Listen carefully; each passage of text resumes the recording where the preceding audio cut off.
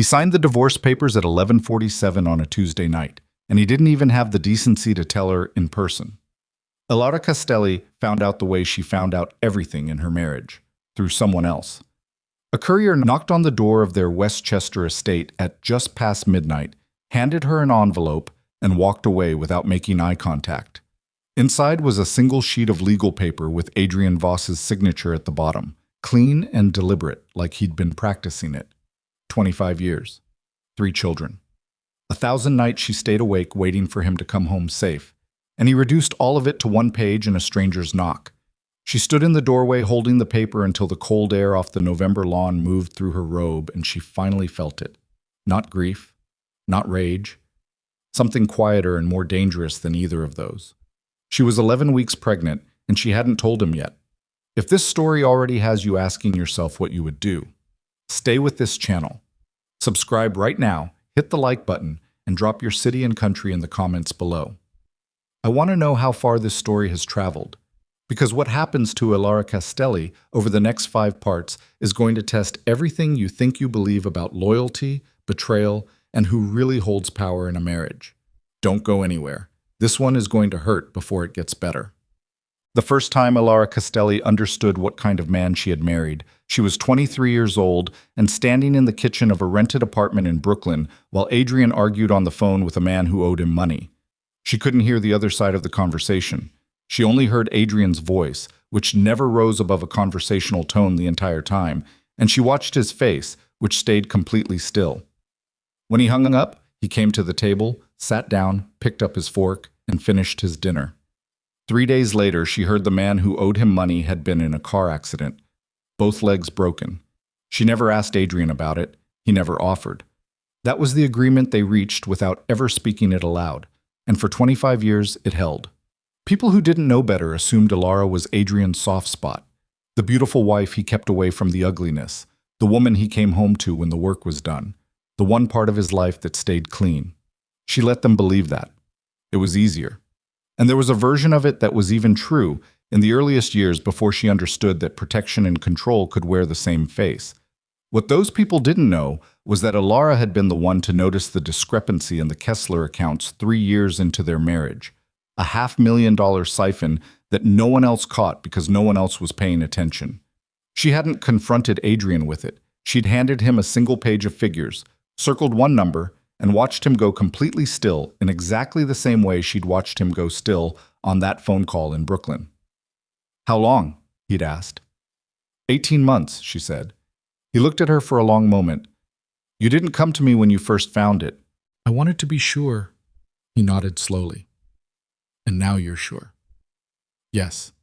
He handled it. She didn't ask how. And after that, the unspoken agreement between them expanded to include a new term. Elara saw things. Adrian acted on what she saw. Neither of them named it. But the organization that Adrian Voss ran, the distribution network, the legal holdings, the political arrangements that kept the police looking the other direction, it ran cleaner and quieter than it had any right to. And the reason it ran that way was standing in the kitchen most mornings making coffee and reading the financial pages before anyone else in the house was awake. She was never on any document, never in any room when decisions were finalized.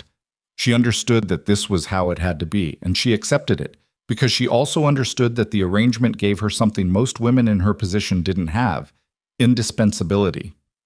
Adrian needed her, not in the way a man needs a wife, in the way a body needs a spine. What she hadn't fully understood, until the night the courier knocked on her door, was that he had stopped knowing that. Her name was Simone Devereaux, and she was 31 years old, which meant she'd been born 2 years after Adrian and Elara's first son, Marcus. Elara learned this later. At the time, she only knew the name. She'd found a hotel receipt in Adrian's coat pocket 8 months ago, a woman's name on the second-room charge, and she'd set it aside the way she set most things aside that she wasn't ready to confront. She was good at that. Patience had been one of her survival tools for so long she sometimes forgot it was a tool and not just her personality. She hadn't said anything.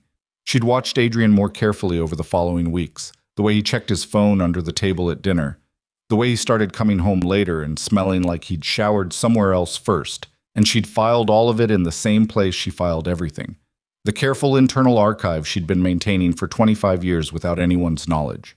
She'd told herself she was waiting for the right moment. What she'd really been doing was giving him time to choose correctly. She'd loved him, in the scarred and complicated way you love someone you've survived alongside for a quarter century. She'd wanted him to come back to himself. He hadn't. What he'd done instead was sit across from her at the dinner table the first week of October, with their youngest, Nico, away at school, and Marcus working out of the Chicago office, with their daughter Katerina home for the weekend and talking too loudly about something that happened at her friend's gallery opening. And Adrian had looked at Elara across the table with an expression she'd never seen on his face before. Not coldness, not calculation, something that looked almost like guilt, which was worse, because Adrian Voss did not feel guilt. He felt inconvenience. He felt obligation. But guilt required him to believe that the other person's pain was real and mattered, and for the first time in a very long time, she saw that he understood he was about to cause her pain. And he was going to do it anyway. He told her 2 weeks later, a Sunday. Katerina was gone, the house was quiet, and he came into the sitting room where she was reading and sat down across from her with his hands clasped between his knees, like a man preparing for a difficult meeting. He said he hadn't been happy for a long time. He said it wasn't about anything she'd done.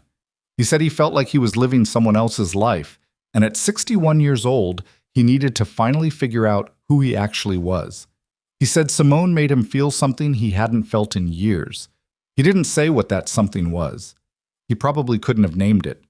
Elara listened to all of it without speaking. When he finished, she asked him one question. "Are you sure?" He said he was. She nodded and went back to her book. That was the last real conversation they had before the lawyers got involved. She had thought, in the part of her that still operated on hope, the small, stubborn part that had survived everything else, that he would come back. That the reality of what he was dismantling would hit him somewhere between the attorney's office and the moment he had to explain to his children what he'd done. That Adrian Voss, who had never in his life walked away from something that belonged to him, would not be able to walk away from this. She had been wrong about that. Or rather, she had been right that he couldn't walk away from what belonged to him, and wrong about whether he still thought of her that way. The courier knocked at 12:14 in the morning, which told her something she filed away for later, that Adrian had sent it at night on purpose. He didn't want to be reachable when she received it. He'd wanted the reaction to happen in a room where he wasn't present. She read the papers twice, carefully. They were thorough. A team of very good attorneys had worked on them, and the settlement offer was more than generous. The house, a significant sum, continued access to certain accounts. Adrian, to his credit, was not trying to be cruel in the practical sense. He was trying to end the marriage as efficiently as possible and move forward, and he was willing to pay considerably for the right to do so. What the papers didn't know, what no attorney had accounted for, was that Elara Castelli had spent 25 years learning exactly how Adrian Voss's organization worked. She knew where the money actually lived. She knew which holding companies were real and which were architecture. She knew the names of the men who answered directly to Adrian, and she knew which of those men respected her and which of them were already calculating what the divorce meant for their own positions. She also knew she was 11 weeks pregnant with a daughter she had not yet told anyone about. She stood in the doorway until the cold became too much, then went inside and made tea. She sat at the kitchen table for a long time. Outside, the November lawn was gray and still, and somewhere on the property, one of the security detail was making his rounds. A man named Holt, who had worked for Adrian for 15 years and still said good morning to Elara every single day with a kind of careful deference she'd always found quietly moving. She thought about the child. She thought about what it meant to raise her, and in what kind of world, and next to what kind of man. She made a decision. She did not call Adrian. She did not call her attorney. Not that night. She finished her tea, went upstairs, and slept 7 hours, which was more than she usually managed. In the morning, she called her doctor. Then she called her sister. Then she called a woman named Della Forsyth, who had been Elara's closest friend since college, and who happened to be one of the sharpest financial attorneys in the state of New York, and who had been waiting for this call for about 4 years. He finally did it, Della said. He finally did it, Elara confirmed. Are you okay? Elara thought about it honestly. I'm functional, she said. That's enough for now. What do you need first? I need you to look at the settlement offer and tell me everything that's missing from it. There was a pause. "How much is missing?" "A great deal," Elara said. "He offered me the house and a number. He didn't offer me anything that actually matters." 3 weeks after the divorce papers arrived, Adrian Voss moved into a penthouse apartment on the Upper East Side that Simone had found and he had paid for. And for a period of approximately 6 days, he experienced something that felt, in its unfamiliar shape, like relief. He was not a man given to self-examination. He understood this about himself in the same abstract way he understood most of his own limitations. Acknowledged, but not investigated. What he knew was that the marriage had calcified somewhere around year 16 or 17, had become a performance they both participated in without discussing, and that the performance had stopped costing him much consciously, while costing him something else he couldn't name. Energy, maybe. The specific kind of energy required to be present with someone who could read him the way Elara could. She saw too much. That was the truth he'd never been able to say aloud. Not because she used it against him, she never had, but because being seen that completely, that consistently, without any gap to retreat into, had become exhausting in a way he couldn't explain without sounding like he was saying he wanted to be known less than he was. Which was, he understood somewhere beneath the words, exactly what he was saying. Simone didn't see him that way. Simone thought he was formidable and slightly mysterious and occasionally surprising, and being around her was like being in a room with the lights at the right level instead of the fluorescent brightness of Elara's attention. It was easier. And Adrian, who had spent 40 years priding himself on never choosing the easier thing, had finally gotten old enough to want it. He told himself this was growth. He told himself this was what it looked like when a man finally decided his own happiness mattered. He was 6 days into believing this when Marcus called. Marcus Voss was 33 years old and built like his father. Broad shoulders, dark eyes, a jaw that looked like it had been set in concrete. But where Adrian moved through rooms with the quiet deliberateness of a man who had learned patience the hard way, Marcus moved with the barely contained energy of someone who had grown up watching that deliberateness and was still figuring out how to inhabit it himself. He had his mother's intelligence and his father's temper, and the combination made him formidable and occasionally reckless, and exactly the kind of son Adrian had wanted without ever saying so. "I talked to Mom," Marcus said. No greeting. He'd inherited Elara's directness too. "I know," Adrian said. "I don't think you do know, actually, because if you knew what she told me, you'd have called me yourself." Adrian was quiet for a moment. "What did she tell you?" "That you served her papers by courier, in the middle of the night. It was handled through the attorneys. That's how these things—" "She's your wife." Marcus's voice wasn't raised. It was something colder than raised. "She's been your wife for 25 years. You sent a stranger to her door at midnight with divorce papers, and you're calling that handled." Adrian said nothing. "I'm not calling to argue with you about Simone," Marcus said. "I've said what I'm going to say about Simone. I'm calling because Mom won't say this herself, so I'm saying it. Whatever you think she's going to accept quietly, you're wrong. And whatever you think is going to happen to the organization while you're in your new apartment playing it starting over, you should think harder about that too. The organization is fine. For now," Marcus said. "Call me when it isn't." He hung up before Adrian could respond, which was also something he'd gotten from Elara. Adrian set his phone down and looked out at the Manhattan skyline, which was spectacular and cold and entirely indifferent to him, which was also, he realized, a new experience. He had the thought, briefly, clearly, before he pushed it down, that Elara would have known exactly what Marcus was really saying between the words. He poured himself a drink instead of sitting with that thought, and he told himself the organization was fine, and he almost believed it. He did not call Elara. Not that night. Adrian Voss lasted 11 days in the penthouse before the first real problem announced itself. It didn't come as a phone call or a meeting or anything dramatic.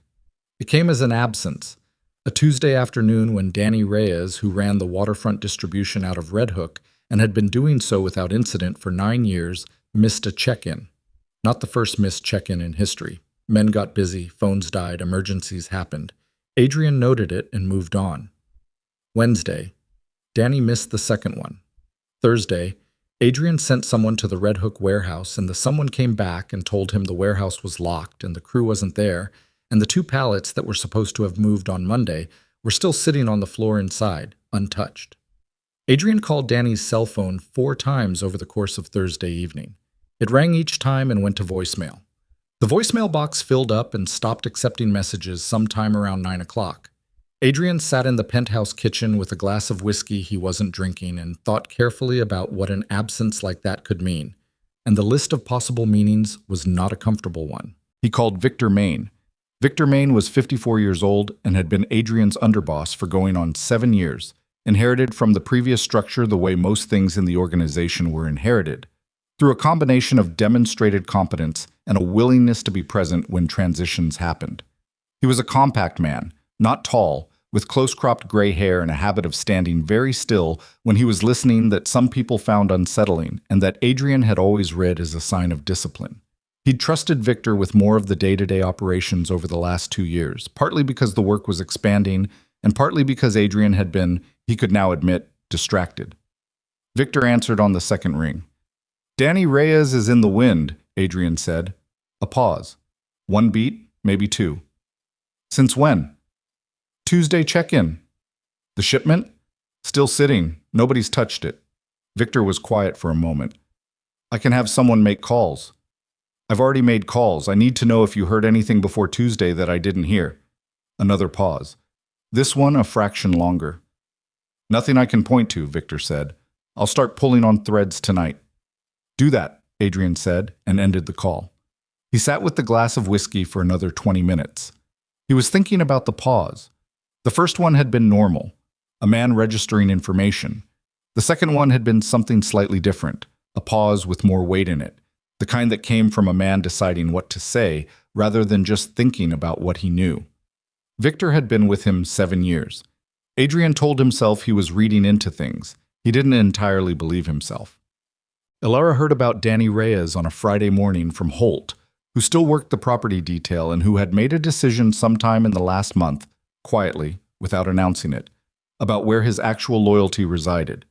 He told her in the kitchen while she was making her second cup of tea, standing near the back door with his hands in his jacket pockets, talking in the measured way he talked when he was telling her something he thought she needed to hear but hadn't been asked to share. "Reyes is gone," Holt said. "Warehouse went cold Tuesday." Elara set down her mug. "Gone as in left or gone as in taken?" "Don't know yet. The Red Hook crew scattered. 2 of them I know personally. Good men, not runners. If they scattered, something scared them." She thought about this. "Who called it in to Adrian?" "Patrol came back empty Thursday. Adrian called Victor Maine that night." She nodded slowly. "And what did Victor say?" Holt looked at the window briefly. "That's the thing. Victor already knew. I heard it from Caruso, who was in the building when Victor took the call. He said Victor's face didn't change when Adrian told him. Not even a little." Elara picked her mug back up. Her hands were steady. "Thank you, Holt." "You need me to do anything?" "Not yet," she said, "but stay close."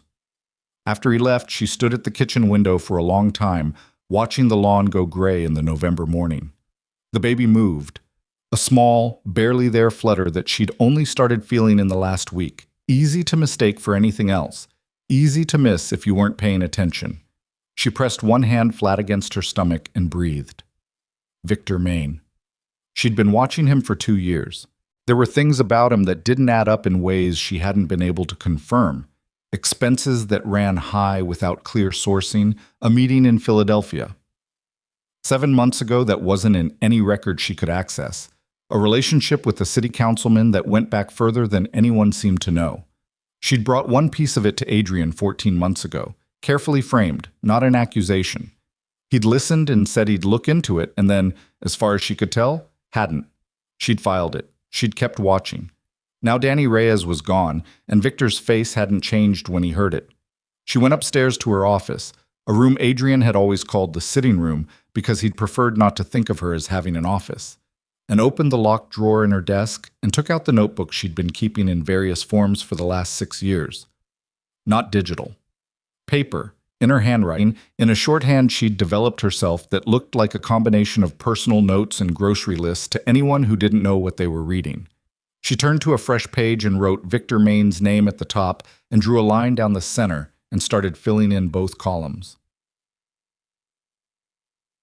Katerina called that same Friday afternoon, which told Elara that Marcus had talked to her because Katerina never called in the middle of the week without a reason. I had lunch with Dad, Katerina said, without preamble. She was 28, the middle child, the one who'd always moved between her parents with the careful agility of someone who'd grown up understanding that the weather between them could change without warning. How was he? Elara asked, because she was genuinely curious rather than pained, which she recognized as a sign that some part of her had already moved past a threshold she hadn't consciously crossed. He looked tired, Katerina said, and he kept checking his phone. Business. Maybe. A pause. Mom, is something happening with the organization? Elara was quiet for a moment. What makes you ask? Because he's distracted in a different way than he's usually distracted. Usually when there's a problem, he goes very still. You know how he gets. This was different. He was restless.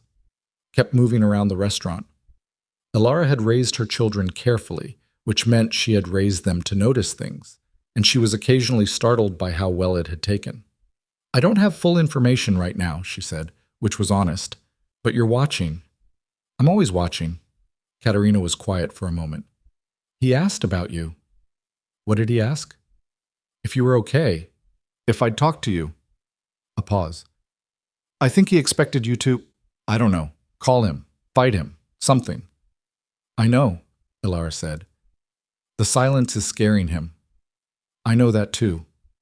Mom. Katerina's voice shifted, lost its careful neutrality. Are you actually okay? Not in the way you say you are when you don't want anyone to worry. Actually. Elara thought about the notebook upstairs. She thought about the flutter of movement from the child no one knew about yet. She thought about Danny Reyes and Victor Main's face that didn't change. I have things to do, she said, which wasn't an answer and which Katerina was too smart not to recognize. Okay, Katerina said quietly. I'm here. I know you are, Elara said. That means more than you understand. The first ally Elara formally secured was a man named Paul Caruso, who was 56 and had worked security and logistics for Adrian's organization for 22 years, and who had, 3 years ago, come to Elara, rather than Adrian when he found out his nephew had gotten into debt with one of the organization's lower-tier loan operations. He'd been ashamed coming to her. He'd expected her to direct him to Adrian or to simply not engage. What she'd done instead was sit with him for 40 minutes and help him find a clean path out of it that didn't cost the nephew and didn't create a favor dynamic that would follow the kid for years. Caruso had never forgotten it. Men like him, who'd been in the life long enough to see the machinery clearly, noticed when someone acted without calculating the return. She called him on a Saturday. He came to the house Sunday evening and sat across from her at the kitchen table and listened without interrupting while she told him, in measured terms, what she suspected about Victor Main and what it would mean if she was right. When she finished, he was quiet for a long moment. His coffee was getting cold and he didn't seem to notice. You've had this longer than now, he said. It wasn't a question. Some of it for 2 years. You went to Adrian. Once.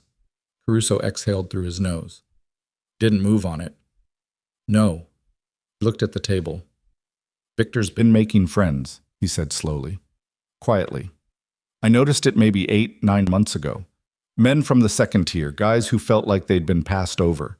He wasn't explicit about anything, just present, available, sympathetic. Elara kept her face still. Names? Caruso gave her 4. She wrote them down. There are things I can access, he said. Records from the Philadelphia operation. Some of it would take time. Take the time, she said. He looked at her directly. If you're right about this, and I think you probably are, then this is serious enough that Adrian needs to know. Adrian will know, she said, when I have enough that he can't dismiss it. Caruso looked at her for a long moment. There was something in his face that might have been admiration or might have been a more complicated grief. The recognition of how long she had been carrying things quietly and what it said about the marriage that she'd had to. All right, he said, I'm in. Adrian met with Victor Main in person on a Monday, 2 weeks after the Danny Reyes disappearance, in a private room at a restaurant on the west side that Adrian had used for sensitive meetings for years. The room had no windows. The walls were thick. The owner had been paid adequately for many years to make sure of several things, none of which were specified in writing. Victor arrived 2 minutes early and was already seated when Adrian came in, which was unusual. Victor was a man who arrived precisely on time, never early, a habit Adrian had always quietly respected because it suggested a man who understood the symbolism of punctuality without being precious about it. Early was different. Early meant something was making him move faster than normal. Adrian sat down and looked at him across the table and waited. "Reyes turned up," Victor said. "Where?" "Atlanta. He's clean. No arrest, no hospital. He just left." Adrian kept his expression still. "He left. His wife has family there. He packed up his family last Monday night and drove south and didn't tell anyone." Victor spread his hands slightly. "The man was scared, Adrian. Word from the street is that there's been some pressure on the Red Hook operations from an outside source. I'm still trying to confirm who. Reyes didn't come to us with it. He ran instead. That's a loyalty failure, and we can deal with it, but it also means something is pushing against the perimeter, and we don't have clear visibility on who." Adrian watched Victor's hands settle back onto the table, even and relaxed. The hands of a man relaying information he was confident in. "What outside source?" Adrian asked. "I have 2 names being floated. I want to verify before I bring them to you. Bring them to me now and we'll verify together." Something moved across Victor's face. Fast, almost nothing, but it was there and Adrian caught it, and it was the second time in 2 weeks he'd caught something in Victor that hadn't been there before, or that he hadn't been looking closely enough to see before. "The Carrick operation out of Newark," Victor said, "and a money connection that might run back to the Del Vecchio family in Providence." Adrian said nothing for a moment. He knew both names. The Carrick operation was real and had been a minor irritant for years. The Del Vecchio connection was possible, but would be a significant escalation. The Providence family had stayed quiet and regional for a long time, and if they were reaching into Red Hook, it meant something had shifted in their calculation about Adrian's strength, or someone had told them his strength was worth testing.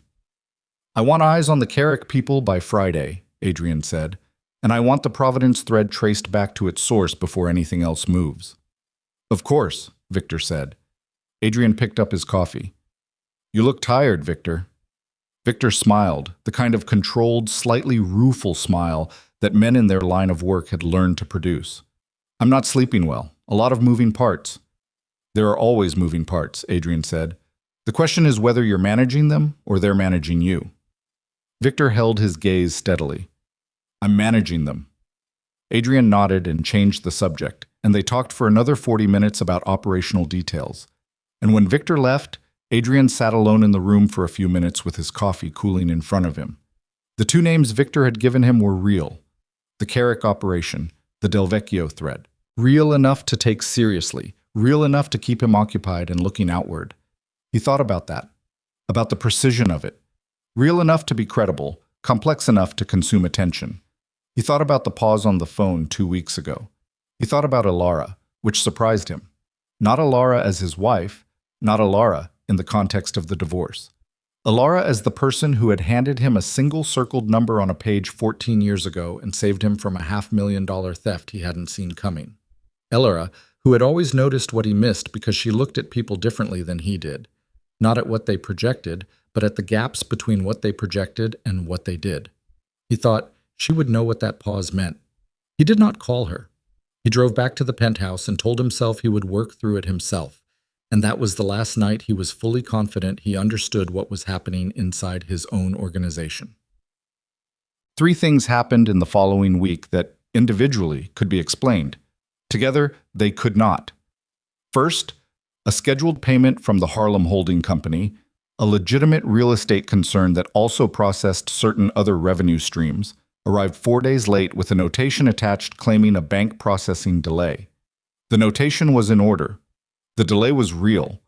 But the holding company had never had a delay in 9 years of operation, and the bank it processed through was one that Adrian's people had specific relationships with that were designed to prevent exactly this kind of friction. Second, Marco Chen, who ran the organization's legal operations out of an office in Midtown, and who had been quietly essential for 11 years, took an unannounced leave of absence for family reasons. He left a message with his assistant. He did not call Adrian directly. He did not call Victor. His assistant was vague about the timeline.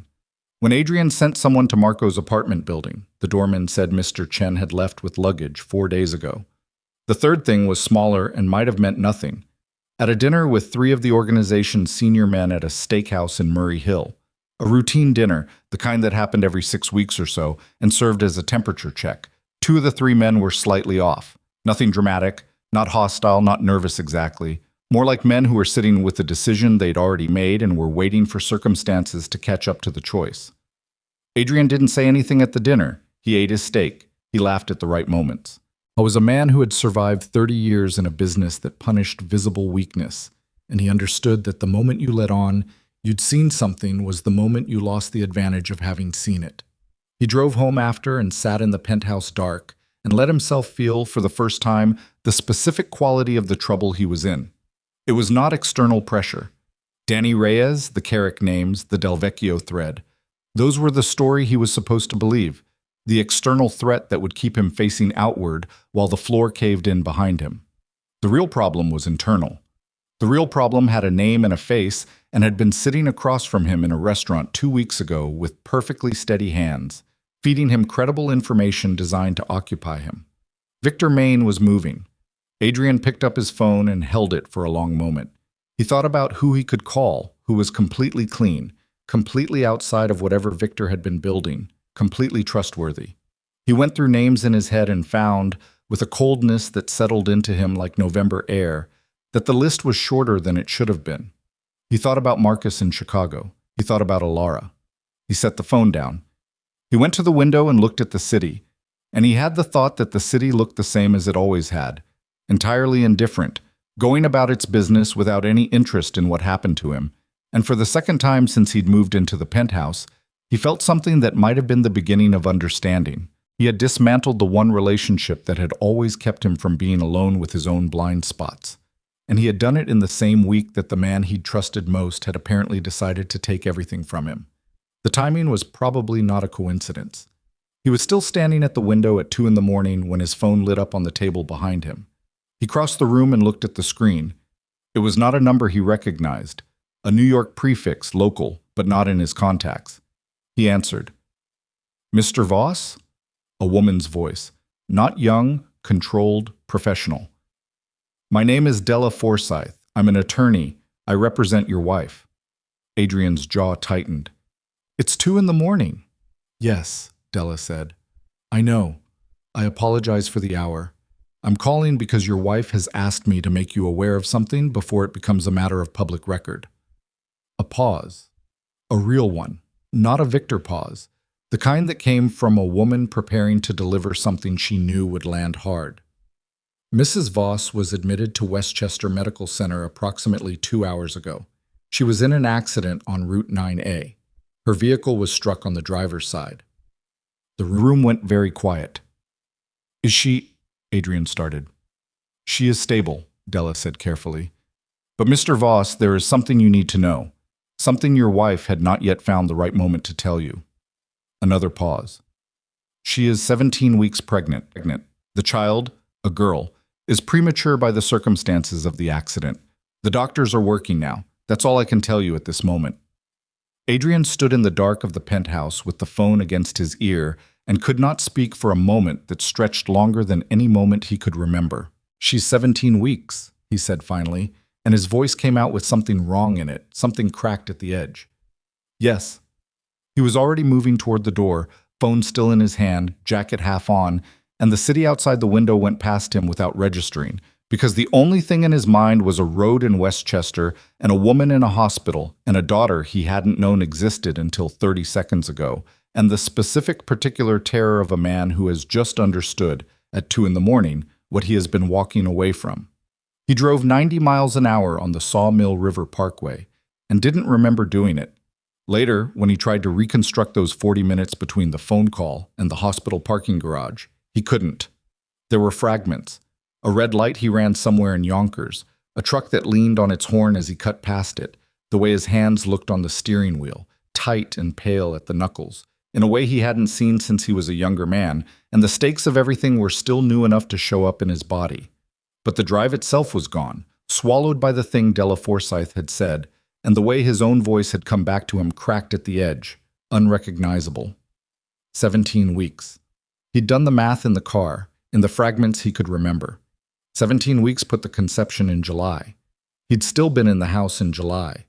They'd still been in the same bed in July, though barely, though with the specific silence of two people who have stopped finding words for what's between them.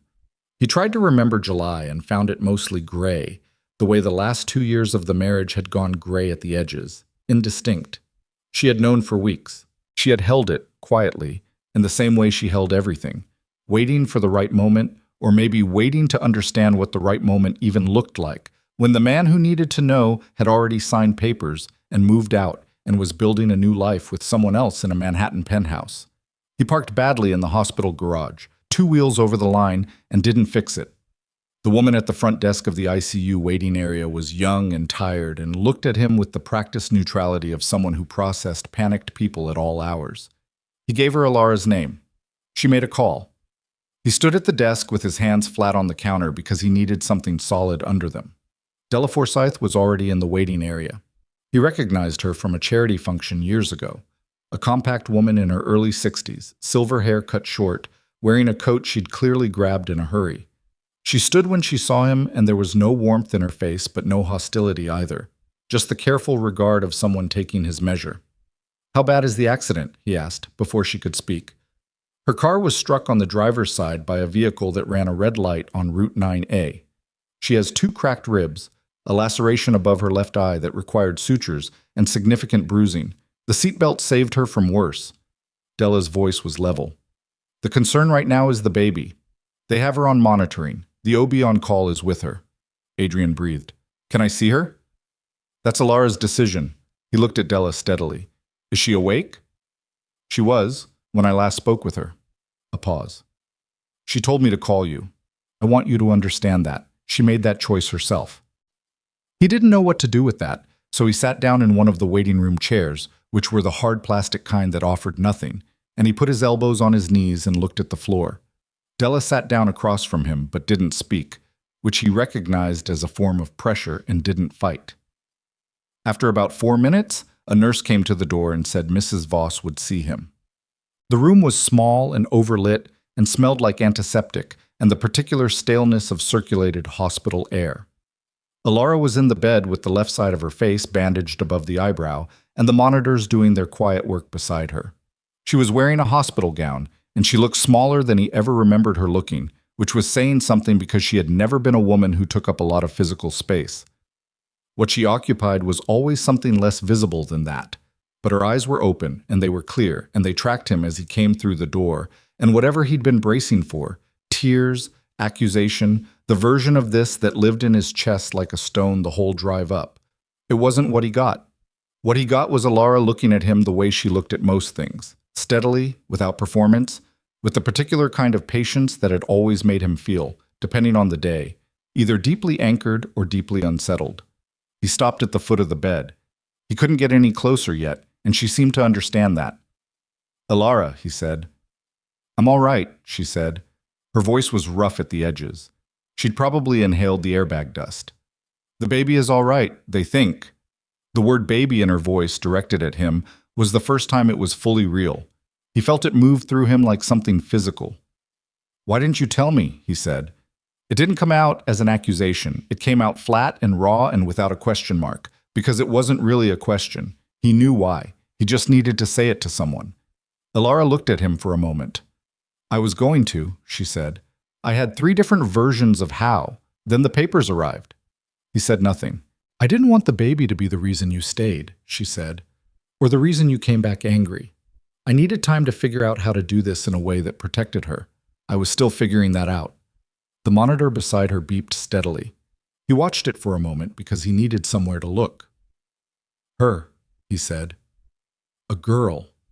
He sat down in the chair beside the bed, heavily, like a man whose legs had made the decision before his mind did. He looked at his hands on his knees. He looked at Elara. She looked back at him, and neither of them spoke for almost a minute, and the silence was the most honest thing that had happened between them in years. "I'm sorry," he said. She studied him. "For which part?" It was a fair question. He didn't try to narrow it. "All of it," he said. "The papers. The way it was done. The courier." He stopped. "All of it, Elara." She looked at the ceiling for a moment. I know, she said quietly. I know you are. Right now. She turned her head back toward him. The question I don't know the answer to is how long that lasts when this stops being an emergency. He had nothing to say to that. She was right to ask it, and he didn't have an answer that was worth anything in a hospital room at 3 a.m, and she'd known him long enough to know that the things he said in extremity were not always the things he maintained when the extremity passed. He'd promised her things before that had evaporated in the ordinary friction of their life together. She wasn't cruel enough to list them, but they were both aware of their presence in the room. Get some sleep, he said finally. I'll be outside. She held his gaze for a moment. Adrian. Her voice had shifted, gone lower and more careful. There's something else, something that isn't about us. He stilled. Victor Maine, she said, the name in her voice at 3 a.m. in a hospital room, after everything else. He felt the temperature in the room change. Not metaphorically. The back of his neck went cold. What do you know about Victor Maine? He said. More than you do, she said. And we need to talk about it, but not tonight. She shifted slightly in the bed and winced, and he moved forward instinctively, and she held up one hand, stopping him. I'm fine. Tomorrow. Bring Marcus. He looked at her. You know how bad it is. I know how bad it is, she said. I've known for 2 years. I've been building what you'll need to stop it. A pause. I tried to tell you once. He remembered. He'd told her he'd look into it. He hadn't. He sat back in the chair and looked at the floor and felt the full weight of that, which was considerable. Sleep, he said again. I'll be here. She closed her eyes, and he sat in the chair and didn't sleep at all. Marcus arrived at 6:45 in the morning, which meant he'd driven through the night from the city after Adrian's call, and he came through the waiting room door with the particular controlled energy of a man holding something very tight. He looked at his father, and his face did the thing it did when he was processing. Not shutting down exactly, but compressing, pulling everything inward to make room for information. How is she? Stable. Baby's stable. Adrian paused. A girl. Marcus looked at him for a long moment. I didn't know she was pregnant. Neither did I, Adrian said. Something moved across Marcus's face. Adrian had the rare and uncomfortable experience of watching his son understand something about him that he hadn't understood himself until recently. The understanding was not flattering, and Marcus was too honest to pretend otherwise. But he also let it pass without comment, which took a kind of discipline that Adrian recognized and respected. She wants to talk to us, Adrian said. About Victor. Marcus sat down. How much does she know? She said more than I do. Marcus nodded slowly. He looked at the floor. I've had my own concerns about Victor, he said, for the last 4 or 5 months. I didn't bring them to you because... He stopped. Because I wasn't in a state to hear it, Adrian said. Because I wasn't sure whose side of the information would reach him first, Marcus said, which was more specific and more damning than what Adrian had offered, and they both knew it. The waiting room was quiet. A television mounted in the corner was running news on mute. Outside, the November morning was gray and flat. He's been building something, Marcus said. I can feel the shape of it. I have 2 pieces of it confirmed. The Red Hook situation wasn't external pressure. That was Victor pulling Reyes into a conversation he didn't want to be pulled into, and Reyes ran because he didn't know which way to fall. Adrian stared at the television. The Carrick names and the Del Vecchio thread. Cover. Give you something real enough to chase. I know, Adrian said. I've known since Monday. He felt his son look at him. I didn't know what I had left to work with. I didn't know who was clean. Marcus was quiet for a moment. Caruso, he said. He's clean. He came to me 2 weeks ago with some of it. He said Mom already knew. Adrian turned his head and looked at his son. Caruso went to your mother. He went to her first, before me. He said... Marcus paused. He said he trusted her read on it more than anyone else's. Adrian sat with that. The man who'd worked for him for 22 years had gone to Elara first. Not to him. To Elara. Because she was the one who had been paying attention. Because she was the one who had always been paying attention. For years, quietly, without anyone's permission or acknowledgement. And the organization that Adrian believed was his had been held together in ways he'd never fully measured by a woman he'd just sent divorce papers to via midnight courier. The silence between him and his son held about as much as silence can hold before it becomes something else. "I need to see what she has," Adrian said. "Awesome." Elara sat up in the hospital bed at 9 in the morning and looked at the two of them across the small room, her husband and her son, standing on the same side of something for the first time in months, united by the specific gravity of a crisis that wouldn't wait for the personal wreckage to be cleared away first. She asked the nurse to give them 15 minutes.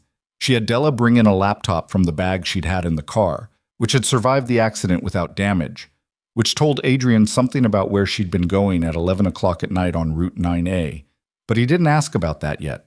Della set the laptop on the bed tray and stepped back and stood near the door with the posture of a woman who was both lawyer and witness and understood the weight of both roles. Elara opened a folder. What she had was not a dramatic reveal. It was not one smoking document or one devastating photograph. It was something worse than that. It was the accumulated and meticulous record of a woman who had spent 2 years watching something build in the organization she'd helped construct, documenting it in the careful way she documented everything. The way she'd documented the Kessler accounts 22 years ago. The way she did everything, thoroughly, without rushing, without announcing it, waiting until the picture was complete enough to be undeniable. She walked them through it in a quiet, even voice. The Philadelphia meeting 7 months ago. A meeting between Victor Maine and two men who represented a consortium of investors who had been, for 3 years, positioning themselves to absorb Adrian's legal holdings once the leadership was destabilized. The meeting wasn't recorded, but Elara had the hotel records, the flight manifests, a financial trail that connected Victor to an account in Delaware that didn't exist in any organizational record Adrian had, and a series of communications, not intercepted, not hacked, but reconstructed from public records, and from conversations she'd had with sources she'd spent years cultivating, that mapped the architecture of what Victor had been building. He had been preparing a takeover for at least 18 months, possibly longer. The plan required two things: a destabilized Adrian and a plausible external threat to explain the instability. The Carrick and Del Vecchio names were not invented. They were real pressure, but they were pressure Victor had quietly encouraged, using intermediaries, giving those operations the implicit signal that Adrian's grip was loosening and that the window for testing his borders was open.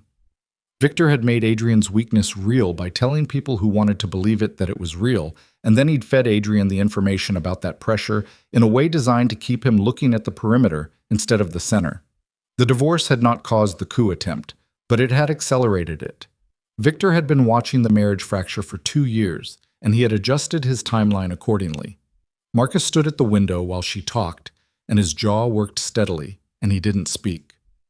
Adrian sat in the chair and listened, and his face was the face he wore when he was receiving information that required restructuring everything he thought he knew, the face Elara had seen twice before in 25 years, and it was not a comfortable face to look at.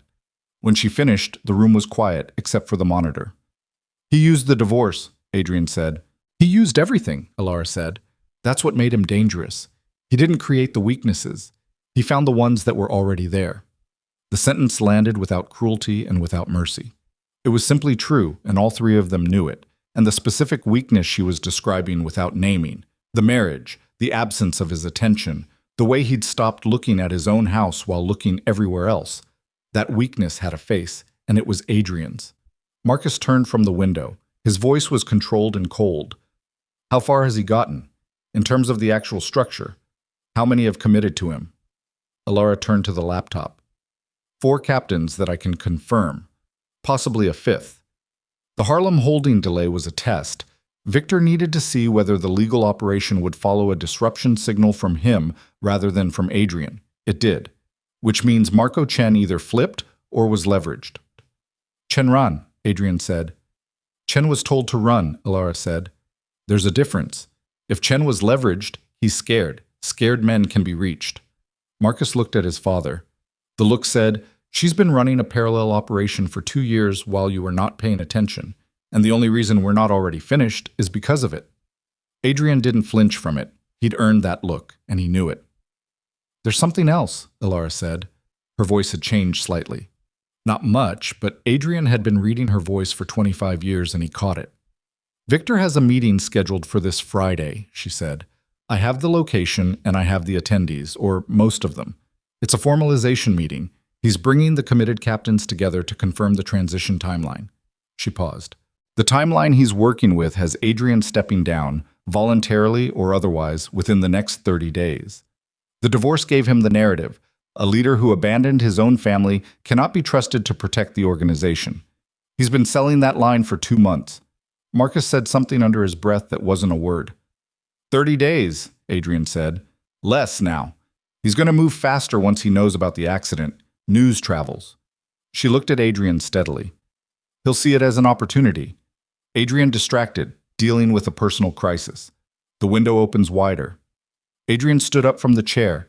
He crossed to the window and stood where Marcus had been standing and looked out at the parking lot, the gray November light, the ordinary world going about its business 5 stories below. He stayed there for a moment, and the thing working in him was not panic. It was not anger yet, though the anger was there, deep and cold and patient, waiting. What was working in him was something more fundamental. The recalibration of a man who has spent 30 years trusting his own instincts and has just had to acknowledge that his instincts had been blinded, systematically, by a man who sat across from him twice a week and shook his hand and looked him in the eye, and that the blinding had been made possible by every distraction Adrian had allowed.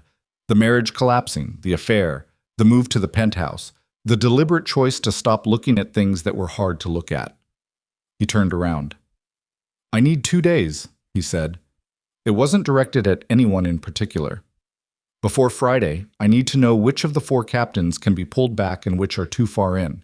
I need Chen found, and I need to know his actual status. I need whatever you have on the Friday location. He looked at Elara. Everything you have. All of it. She held his gaze. It's yours. It was always going to be yours. I built it for this. He looked at her for a moment, and the thing on his face was not gratitude exactly, because gratitude was too clean for what this was. It was something older and more specific, the recognition of a debt that couldn't be paid with a word. I'll stay until you're stable, he said. You don't need to stay, she said. I have Della and Holt, and I have what I need here. You need to move. He nodded. He started to turn toward Marcus, and then he stopped. The car accident, he said. He turned back to her. Route 9A at 11 at night. He paused. Where were you going? She held his eyes. I was coming back from Caruso's. He absorbed that. You were working. I'm always working, she said with a flatness that was not bitterness. It was just the truth of who she was, stated plainly, without apology or performance. He turned to Marcus. Marcus was already on his phone. They found Marco Chen in a hotel in White Plains, which was close enough to be convenient and far enough from the city to feel like distance. He was in room 214, registered under a name that was not his, but Caruso had the name because Caruso had spent 20 years learning how men in their business disappeared when they needed to and had cataloged the patterns. Marcus went. Adrian stayed at the hospital until noon, when the OB confirmed that the baby's vitals had stabilized and the immediate risk had passed. The doctor was a woman in her 40s who spoke to him in the corridor with the measured precision of someone delivering information to a man who looked like he was holding himself together through will alone. She told him the baby was small but stable. She told him they would monitor for another 48 hours. She told him that Elara's injuries, while painful, were not dangerous, and that the most important thing now was rest. He thanked her. He went back to the room and told Elara what the doctor had said, and she nodded with the specific relief of a woman who had been holding a breath for hours. Go, she said. Handle it. He looked at her one more time, at the bandage above her eye, at the monitors, at the shape of her hands on the blanket, the hands he'd known for 25 years and had somewhere in the last 2 years stopped seeing as anything other than furniture. He looked at her, and she looked back at him, and neither of them said anything that the moment would have made dishonest. He left. Marcus called him on the road at 2:17 in the afternoon. Chen is talking, he said. What does he have? More than I expected. A pause, and in that pause, Adrian could hear his son processing something that was still landing. Dad, Victor didn't just flip 4 captains. How many? Chen says 6 confirmed, and the outside consortium, the investors from Philadelphia, they've already transferred seed capital to a holding account that Victor controls. This isn't preliminary planning. The infrastructure exists. He's been running a parallel operation inside ours for at least a year. Another pause. Chen also says there's a name connected to the Philadelphia money that we need to talk about in person. He won't say it on the phone. Adrian's hands tightened on the wheel. Where are you now? He asked. Still in White Plains. Chen needs another 20 minutes. I'm 40 minutes out. Wait for me. He drove. The gray afternoon went past him. He thought about what Victor had built in the architecture of his trust over 12 months, operating underneath the surface of everything, and he thought about what it took to do that. Not just the planning, but the sustained, daily performance of loyalty, the handshakes and the eye contact and the steady hands, all of it maintained for a year while a parallel structure grew in the basement of everything Adrian had built. He thought about what it meant that Elara had seen it 2 years ago, and he hadn't. He thought about the name Chen wouldn't say on the phone. He was 17 minutes from White Plains when Marcus called back, and the quality of his son's voice when he answered told Adrian everything he needed to know before Marcus said a word. The name, Marcus said, and then stopped for a breath that came out ragged in a way Adrian had never heard from him, not once in 33 years. The name from the Philadelphia money. The man who's been bankrolling Victor's operation for the last 14 months. Adrian waited. It's Raymond Holt, Marcus said. The road went very quiet. The car kept moving, but Adrian felt something drop out of the bottom of everything.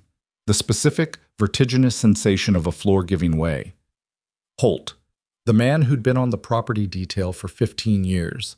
The man who said good morning to Elara every single day with the careful deference that had always moved her.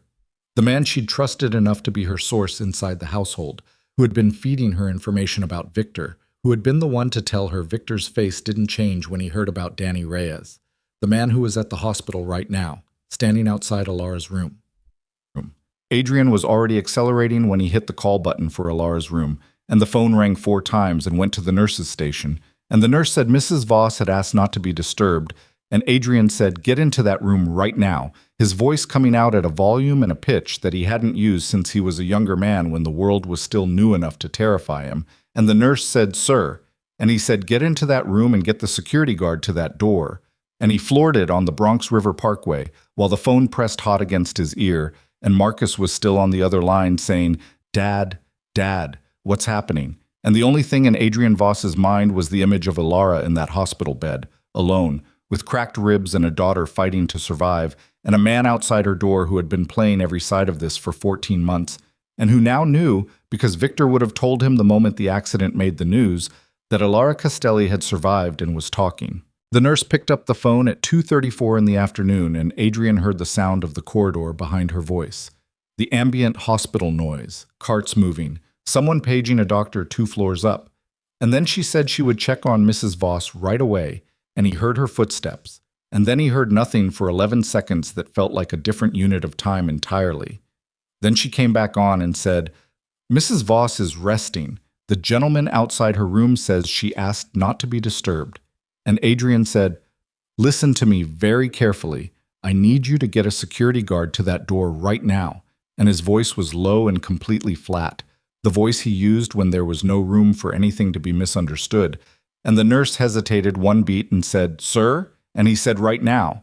And something in how he said it must have cut through her training because he heard her call out to someone in the corridor without putting the phone down. He was doing 95 on the Bronx River Parkway. Marcus was still in his ear on the second phone, pressed between his shoulder and his jaw. And Marcus was saying, "Dad, tell me what you need." And Adrian said, "Call Caruso. Tell him Holt is compromised. Tell him to get to Westchester Medical in whatever time he can make." And then he said nothing else because talking required attention he didn't have. He thought about Holt standing at the back door of the kitchen telling Elara that Victor's face hadn't changed. He thought about the careful, precise nature of that information. Not wrong, not fabricated, real enough to be credible, detailed enough to build trust. Holt hadn't been feeding Elara intelligence about Victor. Holt had been feeding Elara a managed picture of Victor, close enough to the truth to be convincing, shaped to make her feel like she was ahead of the situation while the situation moved around her. The thing that made Adrian's hands go tight on the wheel was not the betrayal itself. It was the duration. 15 years. 15 years of good mornings and careful deference and the quiet trustworthiness of a man who shows up every day and does his job and gives you no reason to look closer. 15 years of building a position inside the household deep enough to know everything, access everything, and report everything to whoever was paying for it, and somewhere in the last 14 months that had become Victor Maine. He thought about Elara in the hospital bed, cracked ribs, the baby, the bandage above her eye. Alone in that room with a door and a man outside it who now knew that she was alive and talking and had a laptop full of 2 years of documentation that would end Victor's operation if it reached the right people. He drove.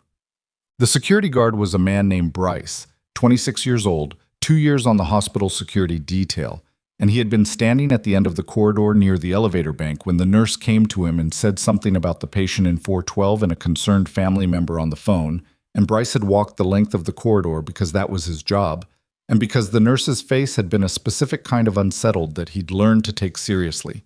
He rounded the corner to room 412 and saw Holt standing outside the door. Holt was 51 years old and built like a man who had spent decades doing physical work, broad across the shoulders, with close-cropped salt and pepper hair, and hands that stayed very still at his sides in a way that people who didn't know better might read as calm. He looked at Bryce with an expression of mild professional inquiry. "Helping a colleague," Holt said. "Mrs. Voss asked for privacy." Bryce stopped about 8 feet away. Something in his body registered the hands before his mind did. The specific stillness of them, the quality of the man's attention, the way he was not leaning against the wall the way someone waiting casually would lean, but standing with his weight distributed and his feet slightly apart. "Sir, I'm going to need you to step away from the door," Bryce said. Holt looked at him for a moment. "I work for the family." "Yes, sir." "I still need you to step away." What happened next took about 4 seconds. Holt moved, Bryce moved, and a crash cart 2 doors down got knocked into the wall as Bryce went backwards into it, and a nurse at the end of the corridor screamed, and Holt had his hand on the door of room 412 for approximately 1 second before the door opened from the inside. Elara had not been resting. She had been sitting up in the bed with the laptop open and a phone in her hand, and when she heard the voices in the corridor shift register, she had already been moving, painfully, with cracked ribs that sent white fire through her left side with every movement, but moving. And she had locked the door, and she had done the one thing Holt had not anticipated because he had built his model of her on the woman he'd observed for 15 years, quiet and methodical and careful and never physically combative. And he had not fully accounted for the fact that methodical people, when they understand the geometry of a situation, do not need to be physically combative. She had called Della Forsyth, who was in the hospital cafeteria 2 floors down, before she called anyone else. She had also called the police. Not the organization's contacts, not anyone in Adrian's network. The actual police, the Westchester County Sheriff's Department non-emergency line. And she had said in a clear and even voice that she was a patient at Westchester Medical Center, room 412, and that she had reason to believe a man outside her door meant to harm her, and she had given her name and the room number twice, and then set the phone down with the line still open. When Holt's hand hit the door and found it locked, she was already back in the bed with the laptop closed on the blanket beside her and both hands visible. She heard Bryce in the corridor and Holt's voice, and then she heard other footsteps, and then she heard nothing that told her which way it had gone. And she sat in the overlit room with the monitor beeping and her ribs screaming and her hand flat on the laptop, and she breathed through it, one breath at a time, the way she'd breathed through everything for 25 years.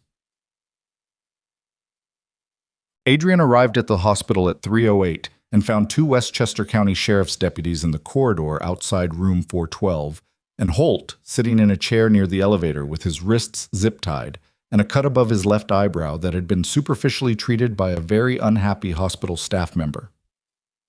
Bryce was sitting on a rolling stool near the nurse's station with an ice pack against his jaw and the expression of a young man who had learned something about the world that his training had described but not fully prepared him for. Della was standing outside room 412 talking to one of the deputies in the composed, precise way of a woman who had spent 40 years turning chaos into documentation. Adrian walked past all of it and went into Elara's room. She was sitting up in the bed. She looked at him when he came in, and her face was the face she always had, still and clear, but there were 2 spots of color high on her cheeks that told him her body was doing the work her expression refused to show. "Are you hurt?" he said. "No more than I was." He looked at her for a moment. Then he pulled the chair to the side of the bed and sat down close, closer than he'd sat before, close enough to speak quietly. "Holt," he said. "I know." Her voice was flat, not shocked, not broken, just carrying the weight of a specific kind of disappointment that had been building for longer than today. He was feeding me Victor's version of events, enough truth to be convincing.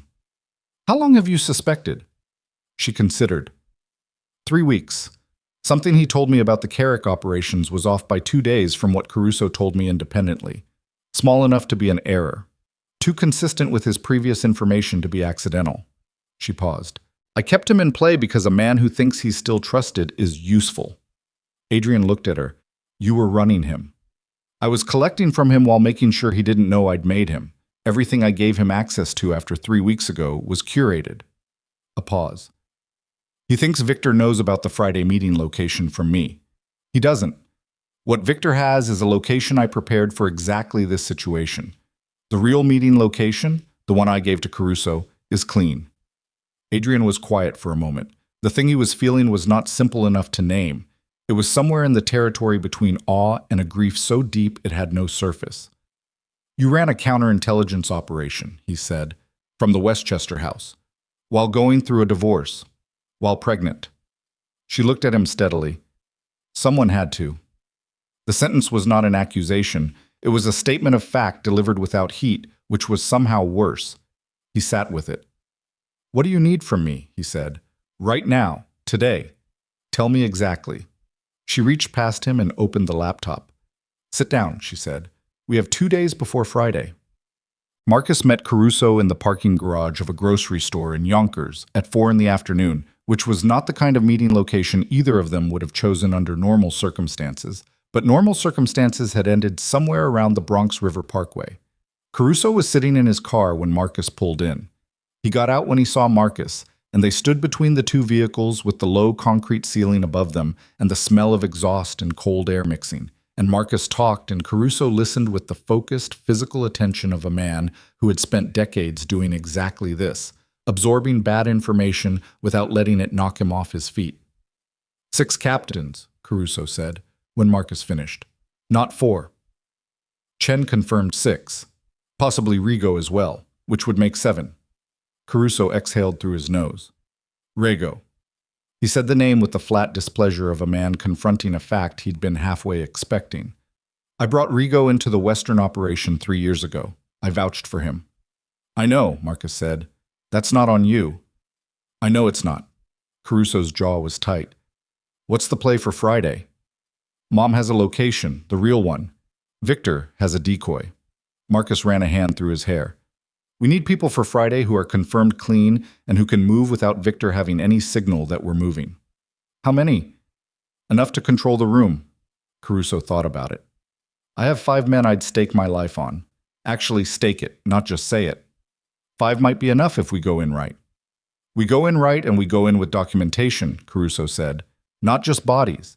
If we take Victor with force and nothing else, half the organization spends the next 3 months deciding which story to believe. We need what Elara has. We need the paper to be in the room." Marcus nodded. "It will be." Caruso looked at him. "How's she doing? Your mother?" Marcus paused. "She's okay. You know how she is." Caruso did. He'd been watching Elara Castelli operate at close range for most of his career, and he had a very specific understanding of how she was, which was to say, she was the kind of person who was always okay in the immediate crisis and then paid for it in some quieter place later, and most people never saw the payment because she didn't make it visible. "And your father," Caruso said carefully. Marcus looked at the concrete floor for a moment. "He's in it. He understands what happened. I don't think he fully understands yet what it cost." He paused. "That's going to take longer than 2 days." Caruso nodded and said nothing else about it. They talked for another 20 minutes about logistics, names, timing, and then they got back in their separate cars and drove in separate directions. And the Friday meeting was 36 hours away. Victor Main heard about the hospital at 4:45 in the afternoon from a contact inside the organization who didn't know they were reporting to Victor, only that they were passing information to someone who'd asked to be kept informed about anything unusual involving the Voss family. He sat with the information for 20 minutes in his office before he called Holt's number and got no answer. and the absence of Holt's voice on the line told him something had gone wrong, and Victor was a man who had built his entire operation on the principle that wrong things, in a system with enough redundancy, could be contained. He made 2 more calls. The first confirmed that Holt had been detained at the hospital. The second confirmed that Adrian Voss's car had been at Westchester Medical for over an hour. Victor set his phone face down on the desk and looked at the wall and thought carefully. The timeline had shifted. He'd known, in an abstract way, that it might. He'd planned for acceleration, had the structure in place to move faster than the original 30-day window if circumstances demanded. What he hadn't fully planned for was the Holt variable, because Holt had been his most valuable long-term asset, and losing him before Friday meant losing eyes inside whatever Adrian and Elara were building in the next 48 hours. But the fundamentals hadn't changed. 6 captains confirmed. The Philadelphia money in place.